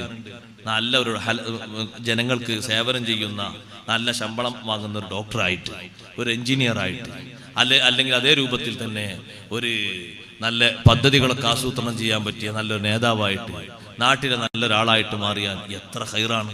ശൈത്താന്റെ ആദ്യ നോട്ടം ഭക്ഷണത്തിലേക്കാണ്. ആ ചെറുപ്പക്കാരന്റെ ഭക്ഷണം ഏതാണ് നിങ്ങൾ നോക്കിയോളൂ. നല്ലതാണെങ്കിൽ പിടിക്കാൻ വലിയ പരാ, അല്ലെങ്കിൽ നമുക്ക് വേഗം പിടിക്കാൻ വേഗം തള്ളിയിടാനും പറ്റും. അതെപ്പോ ശ്രദ്ധിക്കണം. ചതിച്ചിട്ട് വഞ്ചനയിലൂടെ എത്ര കാശുണ്ടാക്കുന്നത്. വിദേശത്താണെങ്കിലും സ്വദേശത്താണെങ്കിലും ഒക്കെ അങ്ങനെ തന്നെ തട്ടിപ്പ് പാടില്ലല്ലോ. ഒരാളിനോട് ഉസ്താദേ അയാള് മഹാകോടീശ്വരനാണ്, പക്ഷെ അയാള് കോടീശ്വരനാണെങ്കിലും ആ കോടിപതിയായി മാറിയത് നല്ല നിലക്കല്ലാത്തതുകൊണ്ട് വലിയ ബുദ്ധിമുട്ടാണ്. അപ്പൊ നിങ്ങൾക്ക് എങ്ങനെ മനസ്സിലായി? ഞാൻ അയാളെ കൂടെ ജോലി എടുത്തിട്ട് ഞാൻ പിന്നെ വേണ്ടാന്ന് വെച്ചതാണ്. അതെന്തേ? എന്നെയും അയാളും കൂടെ കഫീല് ഒരു ജോലിക്കാക്കി. ജോലിക്കാക്കുമ്പോ എന്നോട് പറയും, നിനക്ക് ആവശ്യമുള്ള നീ എടുത്തോ, ബാക്കി കണക്കോ കഫീലിന് കൊടുത്താൽ മതി. ശമ്പളം വേറെ കിട്ടുന്നുണ്ട്, ഇക്കിട്ടുന്നതിന് നിനക്ക് ആവശ്യമുള്ളതൊക്കെ നീ എടുത്തോ. ഞാൻ അവന്റെ അടുത്ത് മാറി, കാരണം അത് നടക്കൂല. അവൻ ഓരോ ദിവസവും 500, 1000, 2000 ദിർഹം അങ്ങനെ പൊക്കിയെടുക്കുകയാണ്. അങ്ങനെ കോടിക്കണക്കിന് ഉണ്ടായിട്ട് എന്താ കാര്യം? സമ്പാദ്യം ഉണ്ടായിട്ട്. ഹലാലായത് ചുരുങ്ങിയതാണെങ്കിലും നല്ല രൂപത്തിലാണെങ്കിലും എത്ര വർദ്ധിച്ചാലും ഒരു കുഴപ്പമില്ല. നല്ല ഹലാലായ ബിസിനസ് നടത്തുന്ന എത്ര നല്ല ബർക്കത്തുള്ള മുതലാളിമാരുണ്ട്, ഇഷ്ടം പോലെ ഉണ്ട്. അള്ളാഹുർക്കൊക്കെ ബർക്കത്തേറ്റി കൊടുക്കട്ടെ. കഠിനാധ്വാനം ചെയ്തു ഒരുപാട് കഷ്ടപ്പെട്ടിട്ട് ഉസ്താദെ ലാസ്റ്റ് അള്ളാഹുത്തര ഒരു പരിഹാരം തന്നാണ്. അങ്ങനെ ഉണ്ടാവും, എത്ര ആളുണ്ട് അങ്ങനെ. ഞാനൊക്കെ ചെറുപ്പത്തിൽ ജോലി എടുത്തിരുന്നത് ചെറിയൊരു കച്ചവടം ചെയ്ത് തുടങ്ങിയതാണ്. പിന്നെ അള്ളാഹുത്താല വലിയ സലാമത്തൊന്നും അൽഹംദുലില്ലാ ഇപ്പൊ നല്ല ലാഭമാണ്, നല്ല റാഹത്തുണ്ട്, കുടുംബത്തിനും നല്ല സുഖാണ്. പക്ഷെ ആള് പറയുന്നത് ഇതുവരെ ഉസ്താദെ ഒരാരാന്റെ പൈസ അവിഹിതമായിട്ട് പറ്റിയിട്ടില്ല. അത് കേൾക്കുമ്പോൾ എന്തൊരു സന്തോഷമാണ്. നിങ്ങൾ നോക്ക്, അബ്ദുറഹ്മാൻ ബിൻ ഔഫ് റളിയല്ലാഹു അൻഹു കച്ചവടം ചെയ്ത് ജീവിച്ച സ്വഹാബിയാണ്. അബൂബക്കർ സിദ്ദീഖ് റളിയല്ലാഹു അൻഹു കച്ചവടം ചെയ്ത് ജീവിച്ചിട്ടുണ്ട്. ഹലാലായ നിനക്ക് കച്ചവടം ചെയ്ത് ജീവിച്ചവരാണ് അവരൊക്കെ. അബ്ദുറഹ്മാൻ ബിൻ ഔഫ് റളിയല്ലാഹു അൻഹു ആദ്യം കച്ചവടത്തിന് ഇറങ്ങാൻ ഒരു പൈസയും കയ്യിലില്ലെന്ന്. അപ്പൊ കൂടുള്ള സ്വഹാബി പറഞ്ഞു, എന്റെ പീടികയുടെ പകുതി ഭാഗം ഞാൻ തരാന്ന്. നിങ്ങളെ പീടിക ഭാഗിക്കണ്ട, നിങ്ങൾ തന്നെ നടത്തിയുള്ളൂ. എനിക്കൊരു 20 ദീനാർ കടം തരണം. കടം വാങ്ങാൻ കച്ചവടത്തിനല്ലേ, പിന്നെ കൊടുക്കണമെന്ന് മാത്രം കേട്ടോ, പിന്നെ മറക്കാൻ പാടില്ല. 20 ദീനാർ കടം തരണോ, എങ്ങനെ കച്ചവടം ചെയ്യണം എന്നുള്ളത് എനിക്ക് പഠിപ്പിച്ചു തരണം, ഞാനങ്ങ് തുടങ്ങട്ടെ. അങ്ങനെ മഹാനവറുകൾ പറഞ്ഞു, ഞാൻ കച്ചവടം അങ്ങനെ ചെയ്ത് ഒരു മാസം അങ്ങനെ ആയപ്പോൾ നല്ല ലാഭം കിട്ടി. ആദ്യം തന്നെ 20 ദീനാർ അങ്ങ് വിട്ടി. പിന്നെ ഞാൻ അങ്ങനെ പതുക്കെ ഉയർന്നിട്ട് 700 ഒട്ടകങ്ങളിലൊക്കെയാണ് അബ്ദുറഹ്മാൻ ബിൻ ഔഫ് റളിയല്ലാഹു അൻഹു ചരക്ക് വരുന്നത്. എത്ര ലൈലന്റ് കൂട്ടണ 700 ഒട്ടകം എന്ന് പറഞ്ഞാൽ. അപ്പൊ അത് ആ രൂപത്തിൽ കച്ചവടം ചെയ്യുന്ന നല്ല ഹലാലായി കച്ചവടം ചെയ്യുന്ന ബിസിനസ്സുകാരുണ്ട്. എന്തെങ്കിലുമൊക്കെ പോരായ്മകളിന് അതുപോലെ സ്വതക്കൊണ്ട് അള്ളാഹു പുറത്തെടുത്തോളൂ, മാസൂമ്യങ്ങളൊന്നുമല്ലല്ലോ. എന്നാലും കട്ടിട്ട് മറ്റവരെ ചതിച്ചിട്ട് ആ ഒരു സ്വഭാവം പാടില്ല. നല്ല രൂപത്തിൽ സമ്പത്ത് സമ്പാദിക്കുകയും നല്ല രൂപത്തിൽ അത് ചെലവഴിക്കുകയും ചെയ്യണം. അള്ളാഹു തൗഫീഖ് നൽകുമാറാകട്ടെ. സമ്പത്തിന്റെ വിഷയം നല്ല കരുതലോടെ ശ്രദ്ധിക്കണമെന്ന് കൂട്ടത്തിൽ ഓർമ്മപ്പെടുത്തി ഞാൻ എൻ്റെ വാക്കുകൾ ഉപസംഹരിക്കുന്നു. അള്ളാഹു നമ്മുടെ മജ്‌ലിസ് ദുആ ഇജാബത്തുള്ള സദസ്സായി സ്വീകരിക്കുമാറാകട്ടെ.